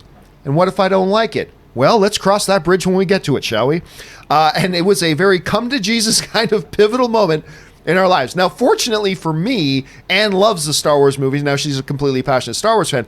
But it sounds like your brother's got to do the same thing. And if Big Lebowski is that important to him, well then, abide, my friend, abide. All right, James Argento writes, over under 35% Mark Hamill appears in Crisis. You know what? I don't think he will. I don't think he will, guys. But I'll still take over 35%. I would take under 50, but I think there's a good enough chance that I'll take over 35. Rob? I'm going to go with you because we just haven't heard yet. I think there's going to be more surprises in store for us. We just don't know what they are. Chris, over under 35% that Mark Hamill appears in Crisis. I'm going to go under so that I'm not disappointed in any way. I love when people approach things that way. All right. Tom Gillard writes, who's your go-to character in Mario Kart? Finally, somebody asking an important question. I got to admit, guys, as stereotypical as it may sound, I'm a Mario guy. I go right to the Mario character, and I play Mario. What about you, Chris? Toad. Yeah, Toad's a big one. What about you? No idea. No idea. Rob, do you not play? I don't have Mario Kart. We have to fix this. Oh, Yeah, I don't- Mario Kart's great. I've got the 64. I've got the Nintendo. I've got the Super Nintendo. I tuned Pick out one. after I had N64. I loved it. I was GoldenEye, Shadows of the Empire. Then I was out. I did have a game. I still have my GameCube, but I only ever played the Godzilla game for the GameCube. That was it. What's the new Then I Nintendo went to- called? The Switch? Switch. Yeah. We got a Switch. Actually, we were playing our Nintendo Switch last night. We had a game night here last night. We ended up playing a little bit of Mario Party. But I got Mario Kart on the Switch. It's a lot of fun. Star Fox. Did they make a new Star Fox game? No, but I think I heard they are going to. I thought I heard they I were would going buy to. Nintendo for a new Star. I loved Star Fox. That was another N64 game I played All right, incessantly. let's keep moving here. Imperfect Comic writes, Rey is Shmi Skywalker, huh? If Ezra can find world between worlds, why can't Palpatine? Emperor pulls Rey into the events before Episode 1 and impregnates her. Too convoluted, or is this a likely theory? I do not think you're ever going to see Star Wars revisit the world between worlds stuff. I really don't. It was an interesting idea that they used in Rebels, and of course anything in Rebels is technically canon, but that doesn't mean they ever have to reference it again or go back to it. I really don't think they're going to do that. So no, I do not. I mean, look, I'll give you full credit, Imperfect, for creativity, because that's not a theory I've heard anybody mention before. So that's interesting. But no, I don't see how that could happen, particularly Rey being a trained Jedi at some point, allowing herself to fall into slavery that Shmi Skywalker did. I just don't see how that's consistent with anything. So I'm going to guess no. Chris, could this theory hold water? I hope not. I don't like that Palpatine and impregnates are in the same sentence. That makes me feel bad in my tummy. I don't know enough about the world between worlds stuff. I'm going to have to go look into that. Yeah, that sounds really that was cool. exclusively from Rebels. What do you Okay. think, So Rob? Palpatine's Vader's dad? Well, I mean, theoretically speaking, there's already been some suggestions in canon material that Palpatine manipulated the Force to use Mandalorians, to use midichlorians, which is a word I never want to say in my life, to from a distance, artificially impregnate Shmi Skywalker to bring about the life of Anakin Skywalker. That's already something that's been suggested in some canon material. I just don't see the Rey connection, though. I just don't see it. Yeah, no, I don't either. But it's outside the box thinking in Perfect Comic, and sometimes that's the best way to look at it. Esteban Carton writes, "Hello, John and Rob. Thoughts on Star Wars Rebels and Clone Wars? I love them both. Pura Vida." Here's the thing. I love Star Wars more than anything, but I don't love everything about Star Wars. I'm not a big fan of Clone Wars. And a lot of my fellow Star Wars loving brethren always look at me a little bit funny when I say that. But it's true. I'm not a fan of Clone Wars. I never have been. But I did quite enjoy Rebels. It was a little hit and miss sometimes, but overall I did enjoy Rebels quite a bit. Robert, did you ever get through Clone Wars? Yeah, and I started out dubious, and the animation took a little while to get used to, but man, as it went along, I thought it got great, and I really, really enjoyed Clone Wars, and I like Rebels. And of course, Kathleen Kennedy's bringing it back. Clone Wars is coming back, which has made a lot of people happy. Let's see. Maxus writes, "Hello, everybody.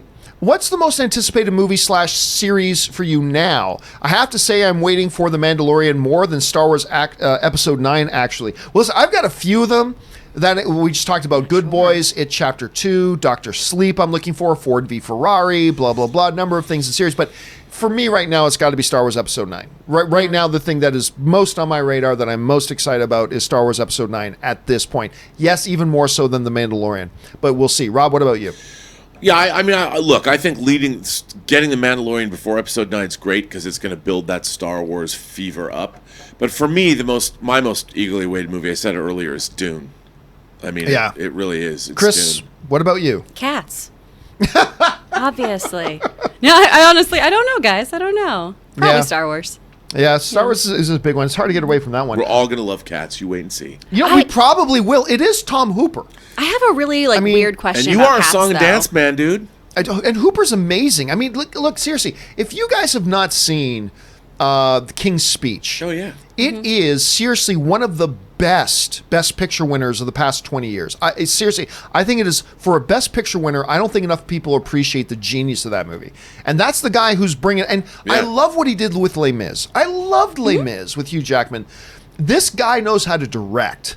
So while I think the trailer is terrible, I'm not going to be surprised at all if this movie really impresses us. We cut Chris off. What were you going to say? Oh, sorry. What was Chris saying? This is a gross, weird question, but they spent all this time animating them to look like cats. They don't have buttholes. That's a really big thing with cats. I'm just saying. But they're always in your face. Here's the interesting thing about it, though, is that it's something that really confuses me. Buttholes aside, this is Chris's behind. episode. Top 5 orgies and buttholes. I mean, that's what we're here to talk about. My today. legacy is I'm just a Sometimes meme. when you put them both together, it's delightful. Oh God! How do I follow that up? Okay.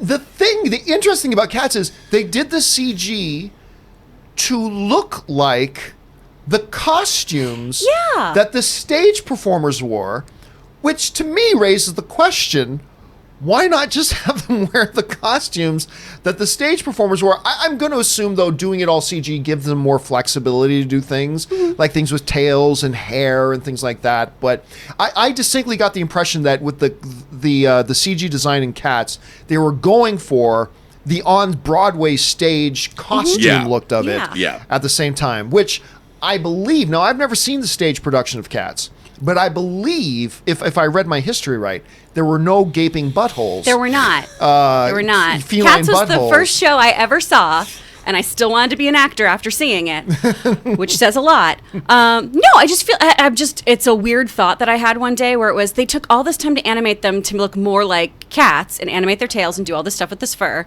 And then, I don't know, I'm just on the internet too much and was like, why are there no cat beeholes? Sometimes just because you coulda doesn't mean you shoulda. That's fair. Wow, you know what? I might have missed the Supergoop conversation, but this one's right up there.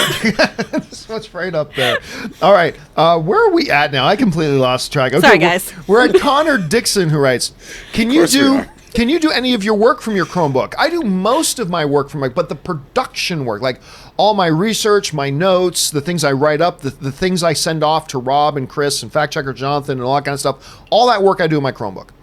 But when it comes to actually time to do my graphics, my production work, that I need my all-powerful PC for. I need my PC to do that, my desktop to do that. So I can't do that on my Chromebook. But even then, there are, Android apps, like everything from Pixlr to there are other graphic programs that you can use that I could do it on my Chromebook if I wanted to. It just wouldn't be as efficient or great. But yeah, a lot of my work is done on the Chromebook, just not the production work.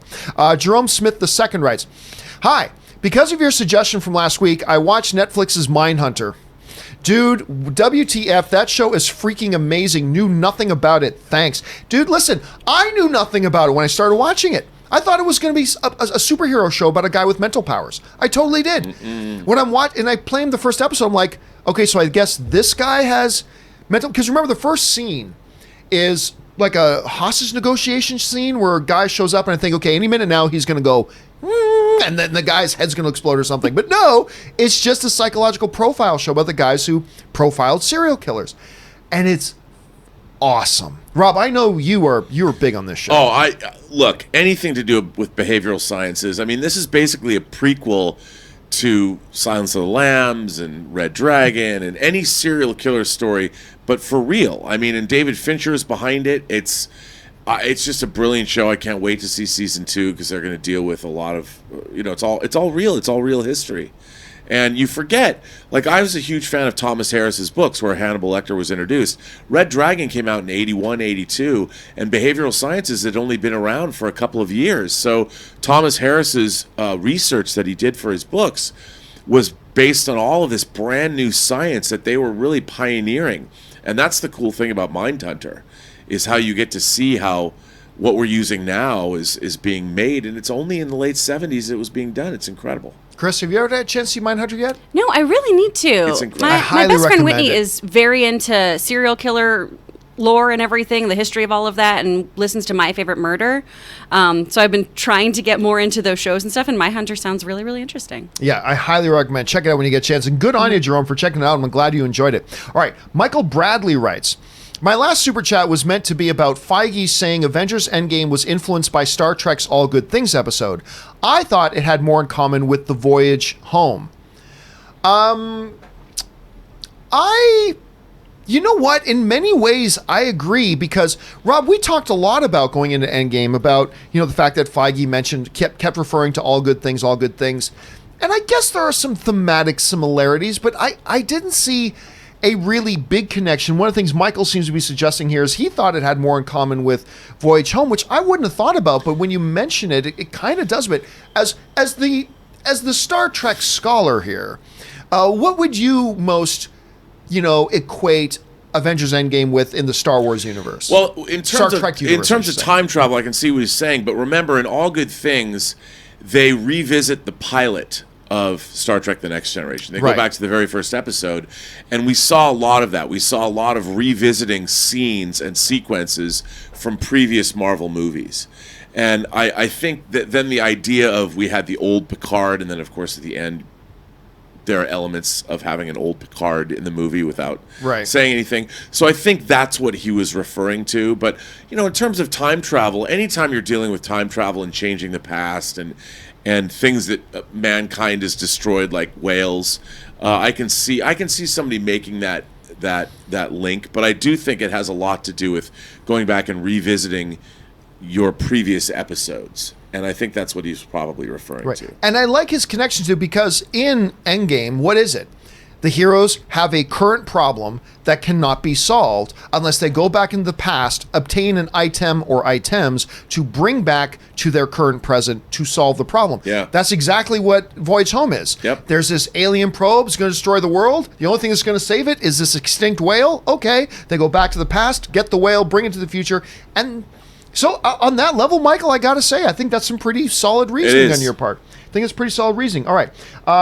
Last question that we're going to address here with Chris and Rob here, because it's past 10:30 and these guys have things they needed to do today as well. Jerome Smith II writes, I also binged The Boys. Absolutely incredible. Homelander is terrifyingly unpredictable. It's scary. Carl Urban is also amazing. That airplane scene. And, it's just like when you're talking about Hereditary. I can't mention Hereditary without talking about the car scene. With The Boys, I cannot. The moment The Boys comes up, I instantly go to that episode about the plane. It's just, to me, because what I said the other day, Rob, is that to me, that scene in the plane, without giving anything away, up until that point, I thought I had a grasp on what this show was. It was fun. It was entertaining. It's an irreverent look at what superheroes and what would they be in our real world and blah, blah, blah. And there was a corniness to it, a fun, positive time. And then that episode with the plane hit. And it's like, whoa, like this has other dimensions to it. This is going in areas I didn't think it was going to go. And it kind of even reformed a show I was already enjoying up until that point. And it just blew it up for me. And the more I think about it, the more I like this show, Rob. Like, what are your thoughts on it? I agree. I mean, I liked, we've talked about before, I liked the show better than the comic. And I thought it was terrific. I really enjoyed it a lot. Chris, like when you're thinking about The Boys, are you like me? Do you go right to that airplane scene, or is there other things in the show that really stand out to you? Man, the airplane scene definitely is a huge takeaway from that show. That was insane. And it really does shift gears for what the show is trying to tell its audiences. And also makes me think that a lot of people who reviewed it and said, there were a couple of reviews that I read that said The Boys doesn't know what it wants to say. That scene, that is what it wanted to say. Yeah. That is what it wanted to explore. And I think that show is incredible, and I want season 2 right now. Yeah, you and me both. Well, listen, guys, that will do it right now for Rob and Chris being here today. They've got other stuff we're going to do. Don't worry, we've got still about another half hour, 45 minutes. We're going to keep taking your live questions that you guys sent in, but it is time for us to say farewell to both Rob and Chris. Rob, thanks again for being here, man. Every day is better that you're here. Where can people find you online? You can find me on Twitter at BurnettRM, find me on Instagram at RMBurnett, or find me on my own YouTube channel, The Burnett Work, or its adjacent website, theburnettwork.net. And speaking about things that make our little world even brighter, Chris Carr has been here today. Chris, where can people find you? Well, first I got to go wash my brain out with soap because I've just said so many weird things this week, you guys. I'm so sorry. You can find me online at actor Chris Carr. And then today at 3 p.m. over on Nerdwire's YouTube, I'll be talking about She-Ra. So come talk to me about She-Ra. If you're down for She-Ra. So that'll do it for you guys. Thanks for being here, guys. And we will see, Rob, we'll see you again tomorrow. And Chris, we will see you on Wednesday. So thanks for being here, guys. All right. With that down, let's keep things rolling here and get back to your guys' questions. And we're going to keep going on here with, where are we at? Ronaldo, Chris, where are we at? Ronald Chrysosto writes, ever seen Last Tango in Paris? Unless there's a remake I'm not familiar with. You're talking about the Marlon Brando one from like 1972, 1973, a little bit before my time. But yes, I did see that one, unless there's a remake I'm not familiar with. It was ahead of its time as far as eroticism and things like that go. I gotta say, it's been a while since I've seen it, but I have seen it. And it is quite good. Matt Torres writes, hey John, used Regal Unlimited on Saturday, got free popcorn and drink nice for my birthday, wound up taking my daughter to see Toy Story 4 for a whopping $13. And again, it's not as good as AMC A-List, but it's still good. And there's a lot of people in this country who do not live close to an AMC, but rather live a lot closer to a Regal. And I'm telling you, that Regal Unlimited deal, while that's a stupid name because it is not unlimited, but that Regal Unlimited deal is a good deal. I'm telling you, this is a great time to be a film fan. You can either have A-List or the Regal Unlimited cards. They are the best things ever for movie fans, and I'm glad you're able to take advantage of something like that now, Matt, and you're already enjoying the benefits of it, so that's great. Samuel C137 writes, new rule. John is no longer allowed to say how beautiful Lupita Nyong'o is unless he learns how to pronounce her damn name. Google it. Here's the thing, Samuel. I've had people say this to me before, but this is the truth. The first time I met Lupita Nyong'o, I first talked with the publicist as I was getting ready to go in and talk to her. And I asked the publicist, because I had to do this a number of times with different performers, and I said, how do you pronounce her last name? Now, this is back before she was super popular. I said, how do you pronounce her name?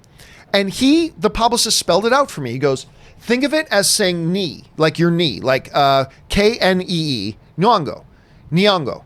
Lupita Nyong'o. So I'm like, all right, so that's now I've heard some other people pronounce, and I've heard people pronounce it the way I pronounce it, but then I've heard some other people pronounce it like the first letters are in Nyong'o, like Lupita Nyong'o, right? So phonetically they're close, but I've heard different things. So basically, I think what is clear that has to happen here is Lupita Nyong'o has to come down and come in and meet me. I think this is just for the good of the film fan community. I think Lupita has to come down and meet me and come on this show and once and for all settle this and explain it. I think that's that's a bullet I'm willing to take for you guys. I am willing to take the bullet of having Lupita Nyong'o come down to my house and sit in the room with me and talk with me. I am willing to take that bullet for you guys, the viewers. Don't say I don't do anything for you. I'm willing to do it. I'm willing to take that one. I'm willing to take one for the team and do that, guys. So, so if Lupita and your representation is watching, I think the only sane thing to do now is for her to come down to the house and sit down with me and just once and for all explain that. Because but to be honest, I just hear different people saying it different ways all the time. So maybe I'm saying it right, maybe I'm saying it wrong. Jonathan Teft writes, with Hobbs and Shaw out, who has had the better career post John Wick 1, Stilisky or Leach? I appreciate that Leach has done more variety in his movies, but I think Stilisky's movies have been better. But I don't think Stilisky has done anything outside of John Wick. Like, I know he's been talking forever that he's going to do a Highlander movie, but he's been talking about that for like 4 years, it feels like. And I don't think we're any closer to it. But I don't think he's done anything else. He did John Wick 2, which was still good, but the worst of the John Wick movies. And then he did John Wick 3, which I think is the best of the John Wick films. But he hasn't done anything else. Whereas if you talk about a guy like David Leitch, you're talking about a guy who did Atomic Blonde, which I think he did a great job with Atomic Blonde. He did Deadpool 2, which is outstanding. He did Hobbs and Shaw, which is a lot of fun. So considering one guy is still just in that same franchise and then the other guy has done different movies, I'm gonna go David Leitch. I'm gonna go David Leitch on that one. That's just I just got to see Stilisky get out there and do other things rather than still being in that same franchise. I got to see a little bit more. So I'm gonna go David on that one for now.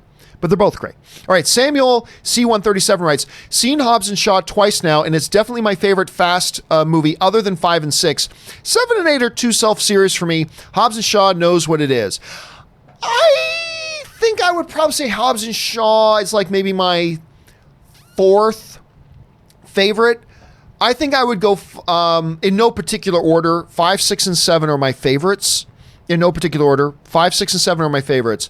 Then I probably think Hobbs and Shaw, then probably 8, and then 4, and then the first 3 are all garbage to me, so it doesn't matter what. So I would personally think Hobbs and Shaw is my 4th favorite. You've got it as your 3rd. It's a lot of fun. It's a dumb movie, no doubt, but it's a lot of fun. Great one-liners, great dynamics between Johnson and Jason Statham. I think it's a good time. All right, Robert Mitchell writes, hello, John. What are your 2 favorite scenes from Hobbs and Shaw? Can't really answer that. Can't answer that because I don't want to give spoilers away for people. What I will say is that they involve the cameos, even though they're not really cameos because they're actually small parts. But for understanding's sake, I'll say that they involve the cameos. Those are my favorite parts of the movie. Other than that, I can't go into any more specifics because I don't want to give spoilers away, clearly. All right, Donnie Duck, I like that name, writes, the boys, great complex characters, including the 7. I agree. See, that's one of the cool things about the boys, is that none of them are black and white. And even the big villain of the show, the Homelander, like, there's baggage with him and there's background to him and there's things that complicate how we look at him a little bit. And that's one of the things. It's not just hey, let's just do a show about superheroes that are real jerks and they murder and do all these terrible things. They could have done that, but they actually go deeper. And that's one of the things, Donnie, that I really like about the show. Senpaigar writes, Mark Ellis brings up a topic on Movie Talk Schnepp. So, Mark, what do you think about it, Mark? Well, and the Schnepp says, it doesn't matter what you think. Hey, look, first of all, I started that. But then it picked up and became a thing. So we did this thing. And for those of you who don't know what we're talking about, that's a Dwayne The Rock Johnson thing. What he used to do in WWE as The Rock is like he would ask somebody, what do you think you're doing out here? And somebody would start to answer, and then The Rock would interrupt, it doesn't matter what you think. And so I did that once or twice on Movie Talk, and then it became a thing. And then Harloff did it once or twice, Schnepp did it once or twice. But no matter which one of us did it, it was always fun. And Schnepp did a great job with it as well, which he did with just about everything. Darth Impact writes, I was watching Richard Pryor live in concert. How funny was that, dude? And it hit me, what happened to the biopic with Mike Epps? Is it still even happening? Look, this is something that's been brought up a lot over the last couple of years. The only thing I keep hearing is that it's still being developed. I mean, for all I know, they shot it and it's in the can, and the movie's already done and they shot it and it's just ready to go, for all I know. But I mean, the last I heard was that they were still planning on doing it, so I don't think anything's happened to it yet, but it is something I'd be really curious to see, Darth Impact. All right, Jay Bling writes, Hobbs and Shaw starts off fun but devolves into self-indulgence, lacks the heart of any of the core Fast movies, however cheesy they are. I don't think look, as much as I like Fast and Furious from 5 on, I don't know if a lot of heart is something that I would apply to any of them. Myself personally, I don't know. I think Hobbs and Shaw was pretty good when it comes to like there's something special about when you get a performer like Dwayne Johnson who can use the movie to highlight his heritage with Samoa, or as he says it, Samoa. I can never, but I always think it's cool, so cool the way they say Samoa. I just say Samoa, but anyway, they say Samoa. And it sounds way better the way they say it. Anyway. There's something really cool that, if you want to talk about bringing heart to something, him getting to highlight his culture in a very cool way, and the fact that they break out the haka in it, it's like, okay, it's like, screw everything else. This is awesome. When they bring out the haka and they're doing that war chant, like, you are about to die. And it's like, what? I thought that was really cool. And I thought that did bring an element of heart to it, understanding, the significance of it. And so I'm going to disagree with, and I never felt like the movie took itself too seriously. Like, as a matter of fact, when Chris and I were walking out of watching the movie, the first thing we said to each other is, this movie knew exactly what it was. Like, it's dumb, and it knew it, and it never really tried to move beyond that. It's just like, we're just going to deliver some fun action. And that limits how good of a movie it can be. But it still opens the door to be a very enjoyable and entertaining film. And that's what I thought it was. I thought it was enjoyable and entertaining. I never felt like it took itself too seriously. And I thought they did incorporate some heart. But I also walked out being very cognizant of the fact that this is not a movie that's going to be for everybody. I mean, that much is for sure. And if it didn't work for you on that level, Jay Bling, there's nothing wrong with that, man. It didn't work for you on that level, which is no problem. All right, Sempaigar writes, Kylo has to go out a bad guy, right? How could the story so far justify a redemption for episode 9? He made his choice many, many times. Villain to the end. I mean, well, that's how I feel. Now, if I were in charge at Lucasfilm right now, yeah, I'd say, look, Kylo Ren has had several of those come to Jesus moments where he made his choice a couple of times to do that, right? And I think it's clear he is now villain to the end. But that doesn't mean they can't do a redemption thing somehow, some way. I don't think they should, but that doesn't mean there's not ways they could do it that don't work. There could be. And maybe J.J. Abrams is going to give him a redemption, and maybe J.J. has found a way to make it work. Great. If it was up to me, though, I'd say, no. They gave the character the chance, gave him multiple chances. They've reaffirmed what this character is over and over and over again. He is bad, period. But let's not close our minds to the idea that they could find a way to make it work, right? They can. Look, I don't like the idea of what they're doing with Jane in Thor 4, but that doesn't mean there's not a way to make it work. And I'm going to go into the movie with an open mind. Just like I'm going to go into Star Wars Episode 9 with an open mind, that if they do decide to go on a redemption arc for Kylo, I'm just going to say, well, what is they're coming up with? Maybe they came up with a great way to do it. But other than that, you and me, Sempaigar, are on the same page. I would not be going redemption arc with Kylo Ren.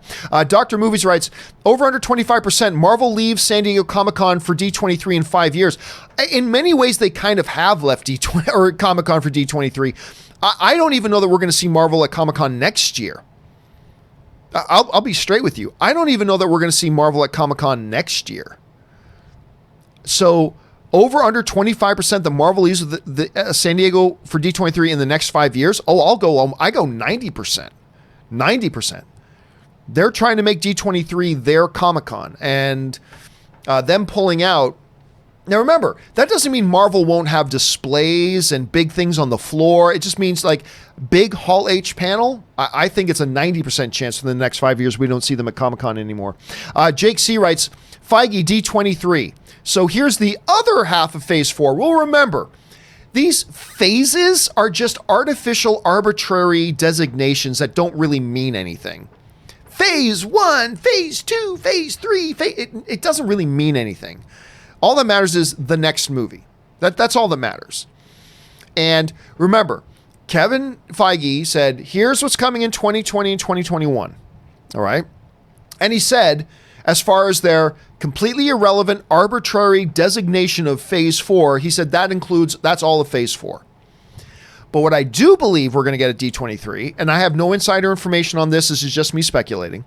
What I do believe we're going to see is at D23 a bunch of announcements about 2022 and 2023, or what they may call, again, artificial arbitrary designation Phase 5. I do believe we're going to get announcements about that. Will we or won't we? We'll have to wait and see. HV39000 writes, I always listen to the show while I run. Awesome. When your intermission music comes on, I always run a little bit faster. Oh, that's when I take in the break. That's right. You and your show have helped me lose 70 pounds in 7 to 8 months. Dude, raise the glass to you, sir. Raise the glass to you. That is no easy feat, my friend. That is no easy feat. Congratulations, good on you. And I'm glad that our little community here could be a part of what helped you get to that goal, man. So that is hugely impressive. Hats off to you, HV3. Hats off to you, my friend. All right. Sid Vicious writes, is there a strong possibility that Dune bombs? No. Is there a possibility that it financially flops? Sure. Yeah. Just like any movie. A strong possibility? No, because I don't think they're going to make the same mistakes marketing-wise with Dune that say they did with Blade Runner 2049, which they just botched the marketing on that. That was horrible marketing. Never once did they ever give any inclination as to what that movie was even about. They just had this pompous attitude of, it's Blade Runner. With the name Blade Runner, that's all people need to hear. We don't need to tell them what the movie's about.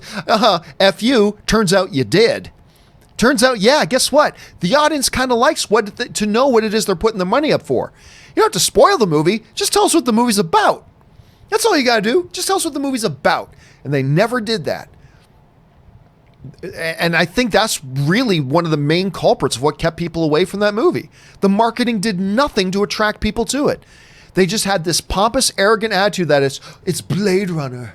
It's one of the classic sci-fi films of all time. People will trip over themselves to come rushing for the privilege of watching our movie. Turns out they didn't.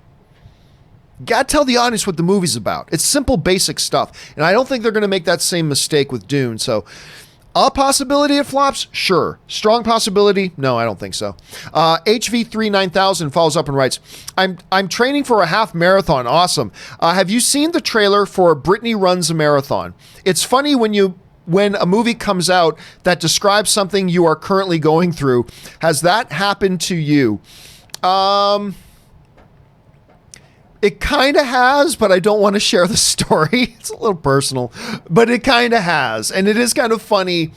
It's almost in a way cathartic when something like that happens, right? A movie comes out and it like speaks directly to a situation you're in. Actually, I thought of another one that I will share with you. I remember I was living in, at the time, I was living in Saskatchewan, in Saskatoon, Saskatchewan, Canada. And I had been living there for a number of years. And a few opportunities were popping up. And I had built some really good friendships there. And some other opportunities were popping out that was making me consider moving away. Maybe moving back or whatever. But I had developed some really strong relationships there. And this whole struggle of, do I move from a job? But what's more important, job or the relationships in our lives, you know?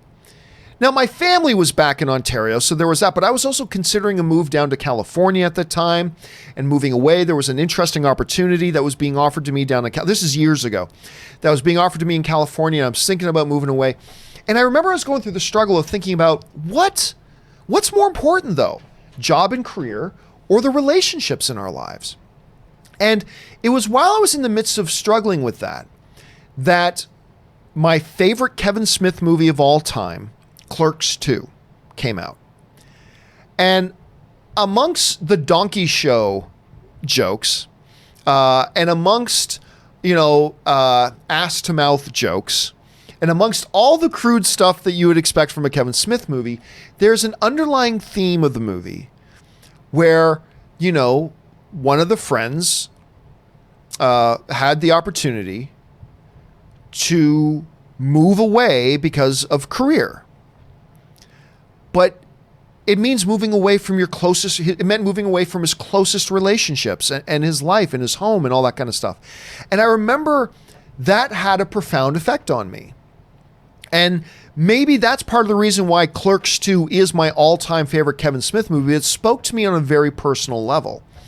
And because it was addressing something that I was specifically going through at the time. So, yeah, absolutely, man. It's really, really, like I said, there's almost a catharsis to it that when that happens, but it was very profound for me when it does. So when that happens in our life, it can be really strong.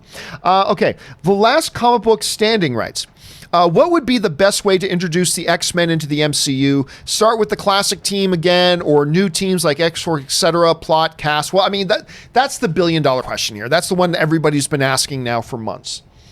First of all, how do you even introduce the notion of mutants? Like, forget the X-Men. The billion-dollar question you got to answer first is, how do you even introduce the mutants? Because X-Men mythology is that mutants have been around for decades and they've had social oppression. They've been an oppressed people, all this kind of stuff. There's a lot of allegories that run socially with X-Men, all that kind of stuff. How do you throw all that away and just say, now there are mutations? So really, you throw all that richness away, and that's the big question. As far as what team do you start with, all that, that's all, at this point, it's inconsequential.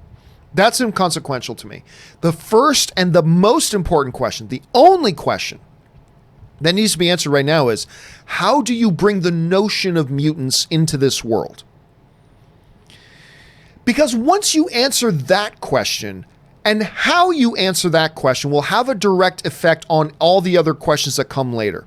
What does your initial team look like? Do you go classic? Do you go more modern? Do you go with different team? Incarnations, blah, blah, blah. That's all well and good, but none of that can even be asked until you first answer the question, how do we even introduce mutants into this universe?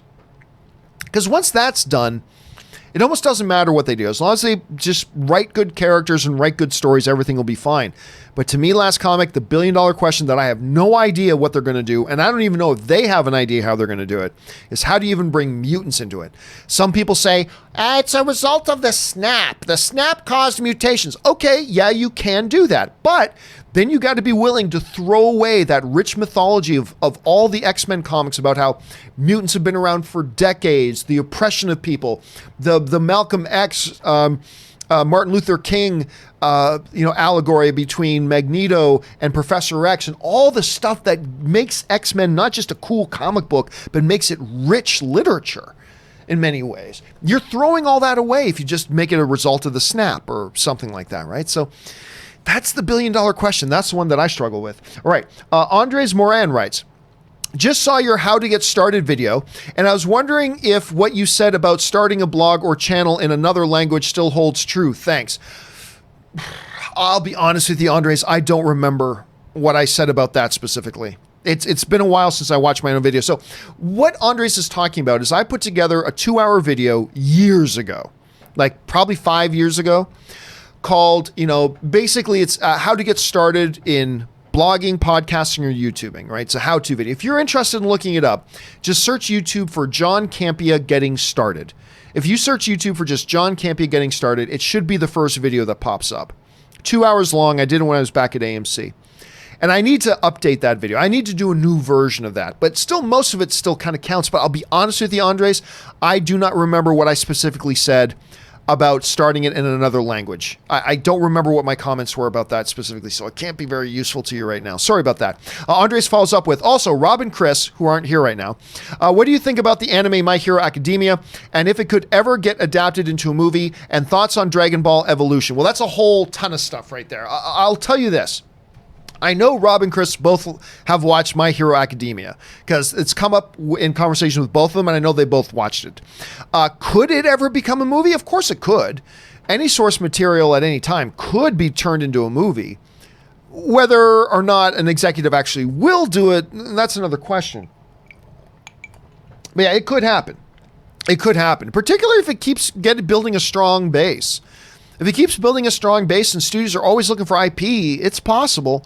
Likely, maybe not, but possible? Absolutely, man. All right, Leo Milmet writes, buy 2, rent 2, lose 2. Keep it to 1. How about that? Paths of Glory, Full Metal Jacket, Dr. Strangelove, Clockwork Orange, Eyes Wide Shut, Barry Lyndon. I think the 2 I would probably keep are Full Metal Jacket and Dr. Strangelove. Clockwork Orange is amazing. Eyes Wide Shut is better than it gets credit for, but those are the 2 that I would keep. They're all worthy, but those are the 2 I would keep. Sinfinity and Beyond writes, Happy August holiday, John, Ontario, loudest voice. I don't know what you mean by loudest voice. And what is the August holiday in Ontario? I can't remember. I've been away for 10 years, so I can't remember what the August holiday is. Leo Milmet writes, buy 2, rent 2, lose 4. Again, I'm not going to do that. But I'll tell you which one, the 2 I would buy. E.T. Jaws, Saving Private Ryan, Raiders of the Lost Ark, Jurassic Park, Close Encounters, Catch Me If You Can, Schindler's List. And I only get to keep 2. Probably, well, Raiders of the Lost Ark, automatic. And then probably... Oh, man, I love so many of them, but you cannot go without Jaws. So the buy 2 will be Raiders of the Lost Ark and Jaws. I mean, they're all amazing. They're all great, but those would be the 2 that I would buy. All right, Evelyn, Jorquera, Quiros, I'm sure I'm butchering your name. Forgive me for that, Evelyn. Watch The Boys, and oh my God, season 2 better be here soon. That's exactly what I wrote. After I finished binging season 1, I instantly got on social media and said, just finish binging The Boys in one day. Love it. Please, Amazon, launch season 2 tomorrow. Please? I cannot wait to see where they go with season 2. I'm so excited for it. Leo Milmet writes, buy 1, rent 1, lose 1. Halloween, Blade Runner, Suicide Squad. It depends on which Halloween. If you mean the original Halloween or the new Halloween. If it's the new Halloween, I will buy the new Halloween, rent Suicide Squad, lose Blade Runner. If it's the old Halloween, I will buy Suicide Squad, then rent Halloween and lose Blade Runner. I'm just one of the few people on the planet that don't actually like the original Blade Runner. I apologize. Sid Vicious writes, I don't consider Joker a risky bet at all, considering the current market and success of Logan and budget of the movie. It is the safest movie in the fall. Nonsense. That's nonsense. And I'll tell you why it's nonsense, my film-loving brother. Here's why it's nonsense. Logan, for Joker ain't Logan. Let's just start right there. Joker is a villain character. And as such, has always been a secondary character. Batman is the lead character. Joker is a secondary character. One of the most famous and, dare I say, infamous of all time, yes, but just a secondary villain, a primary villain, but a secondary character who happens to be a villain nonetheless. He's always second fiddle to Batman. You make an argument for The Dark Knight with Joaquin Phoenix, or not with Joaquin Phoenix, with Heath Ledger. But for the most part, he is second fiddle to Batman. Logan is a completely different thing. Logan has been the main star of not only his own movies, but is also the main star of a franchise. Leading into that, the most popular easy of all the X-Men characters and blah, blah, blah, blah, blah, blah. And he's the hero character. To do a Joker movie that is an Elseworld outside of the DCEU, focusing on the villain character without Batman in there, and R-rated, dude, I'm sorry. My brother, I cannot agree with you in any way, shape, or form that this is not a risky bet. It is definitely a risky bet. They are rolling the dice on this, and I think they should be applauded for rolling the dice on it. I'm excited about it. I can't wait to see it. But you put all those factors into consideration to say it's a safe bet? No way. No way. No way is it a safe bet. Not at all. I think Venom had more going for it, and I didn't think it was a safe bet. Like, I thought Venom would be successful, but I didn't think $800 million successful. But I think that was a little bit of a roll of the dice, too. Doing a Venom movie without Spider-Man, that was a roll of the dice. Absolutely was. A Joker, who's the villain, R-rated, outside of the DCEU, and it's R-rated. I don't see how you cannot acknowledge that that's a risk. That's absolutely risky. And I think it's a risk well worth taking. I hope it'll pay off for them. I think they'll have some success. But to say it's a safe move, I completely disagree. 1,000% disagree.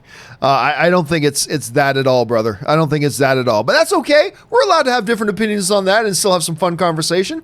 I just got to say I disagree with you. I completely disagree. All right. NR99 writes, are you a football soccer fan, John? No, I'm not, honestly. Do you follow any European or any MLS clubs? I don't, to be honest. The only time I watch soccer is during the Men's World Cup when Italy is in it. Otherwise, I don't have any interest in the World Cup either. So it's the one big worldwide sport. It's the most popular sport in the world. It's the one big worldwide sport that I confess I don't follow at all. Again, when the World Cup's on, particularly when, Italy's playing, then I'll follow it. But even then, it's only every 4 years. So yeah, there's that, unfortunately. I wish I liked it more. I do. It is the most popular sport in the world. And for whatever reason, I just can't get into it that much. I wish I could. Simple writes, but John, I want the watermelon. Apple allergy. Going back to what we were talking about, Kevin Smith's things.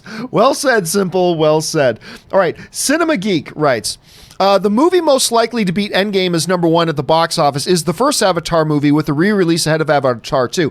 I actually think that's a foregone conclusion. I've said it before. I will say it again.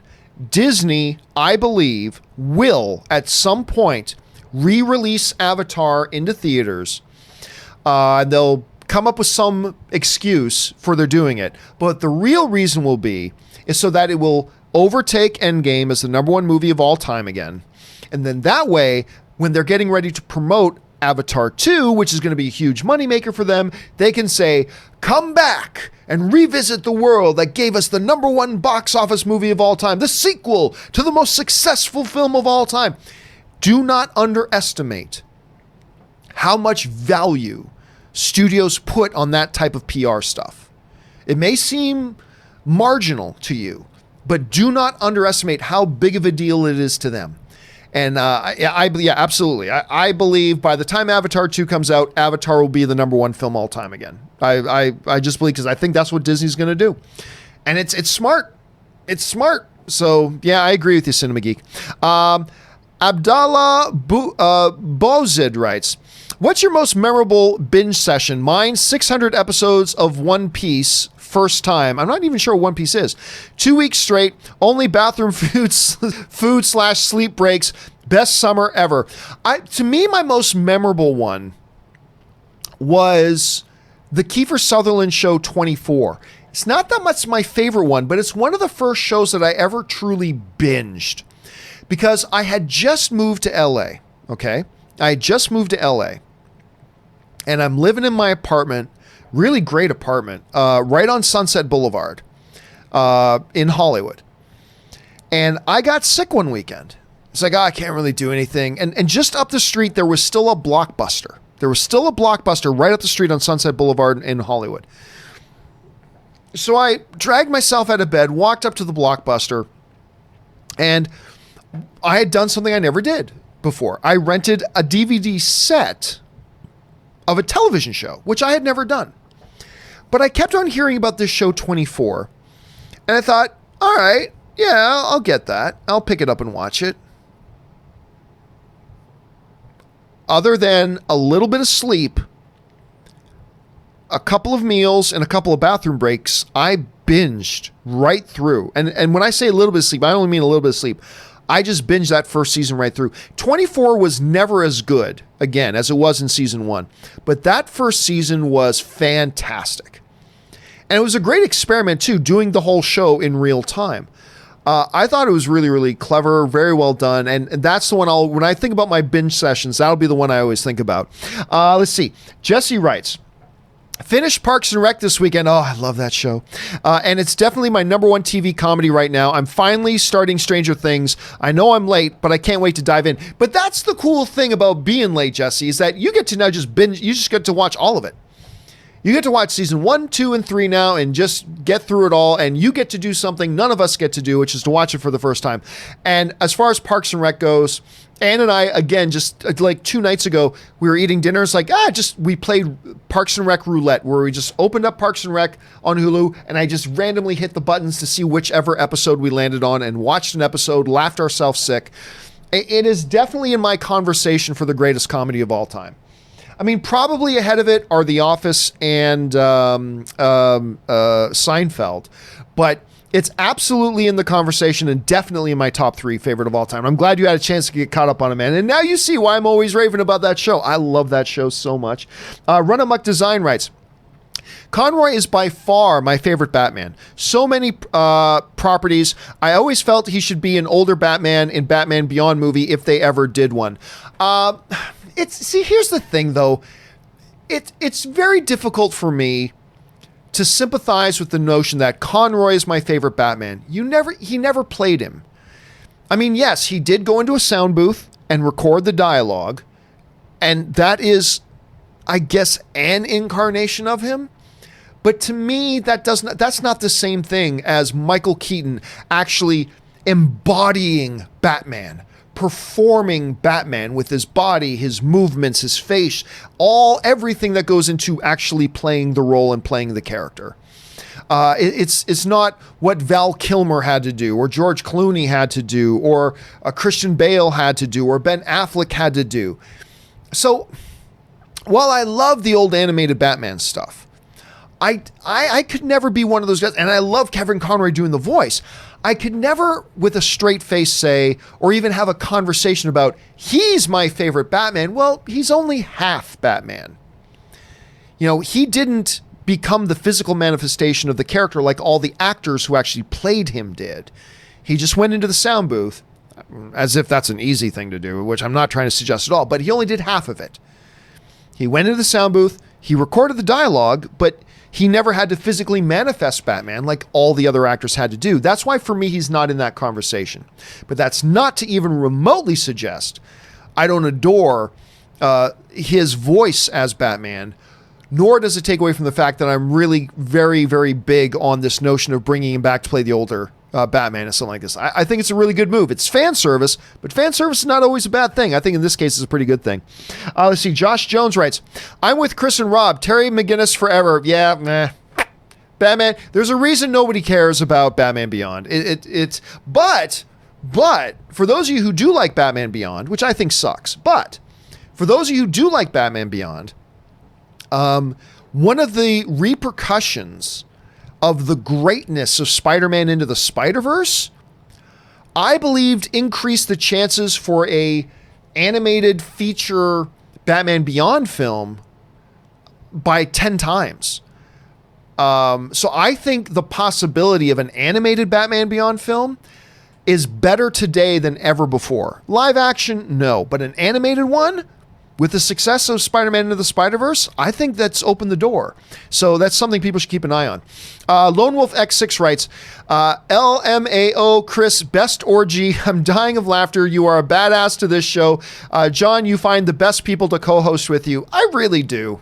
Look, I've always said, I'm good at just like everybody else. I'm good at a few things, great at just a couple of things, and terrible at a whole bunch of other things, just like everybody. The thing that I'm really exceptionally good at, because everybody's really exceptionally good at something, and I think the thing that I'm really exceptionally good at is finding great people to work with. I think I've got a really good track record in my career of the. Now, not everybody I've always casted or hired have worked out, true, but for the most part, I've been really good at finding the right people to do things. Not always, but a lot of the time. And Chris is a gem. Chris is an absolute gem, and I love having Chris around, and obviously the greatness that is Robert Meyer Burnett, and a lot of the great people I've worked with before. But that is one of the things I'm pretty good at, and I'm very, very lucky to be able to work with people like that. Is the third just sends in a super chat. Thank you. And then Izza puts in again, hello, John. You do some great work. Thank you so much. I appreciate that. Question. With the upcoming tariffs hitting next month, how much impact will affect the U.S. movies in China? I don't know. You know what? It's an interesting question. From a movie point of view, from a movie fan's point of view, that's a relevant question. With all this stuff talking about tariffs and trade embargoes and things like that between the U.S. and China, how will this indeed affect U.S. movies with their worldwide box office? Will it limit? How many, will they even further reduce and limit the amount of U.S. movies that get to play there? If so, will China take an additional cut of whatever box office is done in the movies there? How will that affect the movie business overall? These are questions I honestly have no answers to. I don't know what the answers to those are, but it is a very relevant question. I think one that we got to keep our eyes on, because it could have very little impact, or, you know, I mean, look, I'm going to jump over here right now, just quickly, and we're going to look at Endgame. So this is how it could affect things. So Avengers Endgame in China made, good grief, holy crap, I didn't realize it was this much. In China, Avengers Endgame made $614 million in China. $614 million in China. That means if it wasn't for China, Avengers Endgame wouldn't have been within a whiff of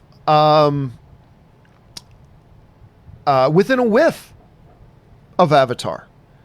And Avatar itself made $200 million in China. Now, not every U.S. movie that plays in China does massive, massive numbers, but a number of them do. And just think about that. Think about, like, that's $600 million. So this could impact things a great deal, or it may not impact it at all. Again, I don't know how these tariffs or restrictions are going to affect the movie industry. Are they going to have a big effect? Are they going to have no effect? Or do they involve them at all? I just don't know, but it's something we all, as film fans, should probably keep our eyes on a little bit. Anyway, interesting question, man. All right, Lone Wolf. Sorry. Where was I? Okay. Lone Wolf. X6 writes, Soup Goop, top 5 orgies. These jokes have made my day, and I just woke up. How close to death I am with Robert. Best live show today. Thank you, Chris, Rob, and John. Again, full credit to the people I do this shows with, because I never know, number one, I never know what's going to come out of Robert Meyer Burnett's mouth. Never. And I am also learning that I never know what's going to come out of Chris Cars's mouth, which just makes getting up in the morning worth it, Lone Wolf. So I will pass along those praises. Let's see here. Sam Eula writes, Uncharted versus Dune opening same day. Pick one. Well, I mean, well, right now, Dune. I mean, because right now we know a lot more about Dune. I'm still not 100% sure the Uncharted thing is happening. But besides that, it's Denis Villeneuve is directing it. It's one of the most iconic sci-fi novels and influential sci-fi novels in history, being directed by one of the absolute finest directors in the world right now, with an absolutely all-star stacked cast. So I got to go Dune right now. Got to go Dune. Maybe I'll change my mind as we get closer and we see more things about Uncharted, but right now I got to go Dune. Max Sutton writes, favorite Avenger? Favorite superhero? My favorite, if we're talking about in the MCU, not in the comic books, in the MCU, Captain America. Captain America is my favorite MCU character. Not in the comic books, but in the movies, absolutely he's my number one favorite character. Favorite superhero? It depends if you consider him an anti-hero.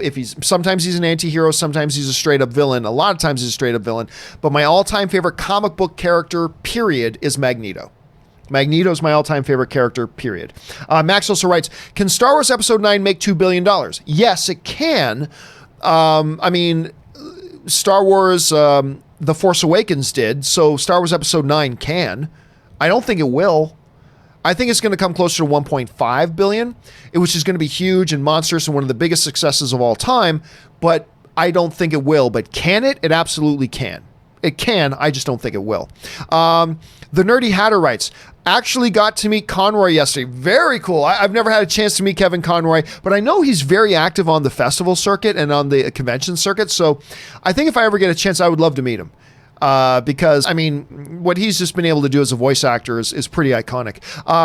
Runny2K writes, 5 years ago, you answered my question how chances are for a new Blade. You were right about Snipes being out. You also said proper Blade won't fit in the MCU. Do you still think Marvel needs an R-rated universe?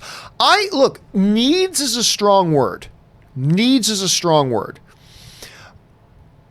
Would it be beneficial though? Yes, and that's what Fox is for. Look, I'm going to be curious to see what they do with Blade, but I do not believe Blade is going to be rated R. I know everybody is saying, yes, it will be. I really don't think it will. And it's totally possible it could be, and I'm going to hope. I'm going to hope that Blade will be rated R. But I think the fact that they're going to bring it into the MCU, combined with the fact that Bob Iger has already said we're not going to have R-rated stuff under our MCU label or under our Marvel label, and the fact that Deadpool 2 or Deadpool 3 is going to be under Fox, which they announced with graphics and everything. They announced that at CinemaCon earlier this year. I think it would benefit.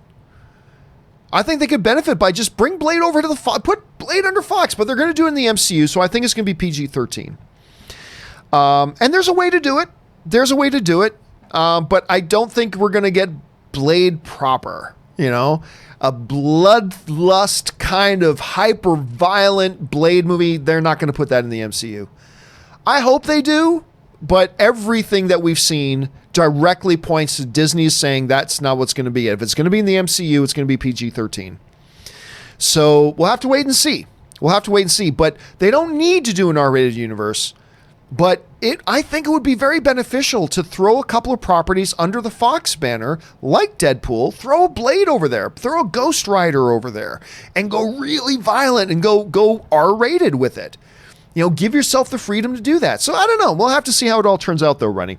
Nice shout out, though, to a 5-year-old question. I appreciate it. Good to have you still here, man. All right. Lone Wolf X6 writes, born in 92, glad to have these shows as a child. X-Men, Spider-Man, Batman, Dragon Ball Z, Neon Genesis, Cowboy Bebop, Yu Yu Hakusho, and my favorite anime, Code Geass. Anyway, I'm not familiar with that one. Chris and Rob, what are your favorite animes? Well, obviously, Chris and Rob aren't here right now, so they can answer that, and I'm not an anime guy. The closest thing I can ever say, my all-time favorite, is Space Battleship Yamato, also known as Star Blazers. That's my all-time favorite. I love that one. But I can't speak to a lot of these other ones. And unfortunately, Rob and Chris aren't here anymore. Let's see. Michael French writes, do you think we'll ever get a Michael Jackson biopic? Or do you think studios thinks he's too controversial? Or does his family have the rights still? Here's the thing about it, Michael. I've always said this. If you were to do a Michael Jackson biopic, you're in a no-win situation. There's no way to win. Because either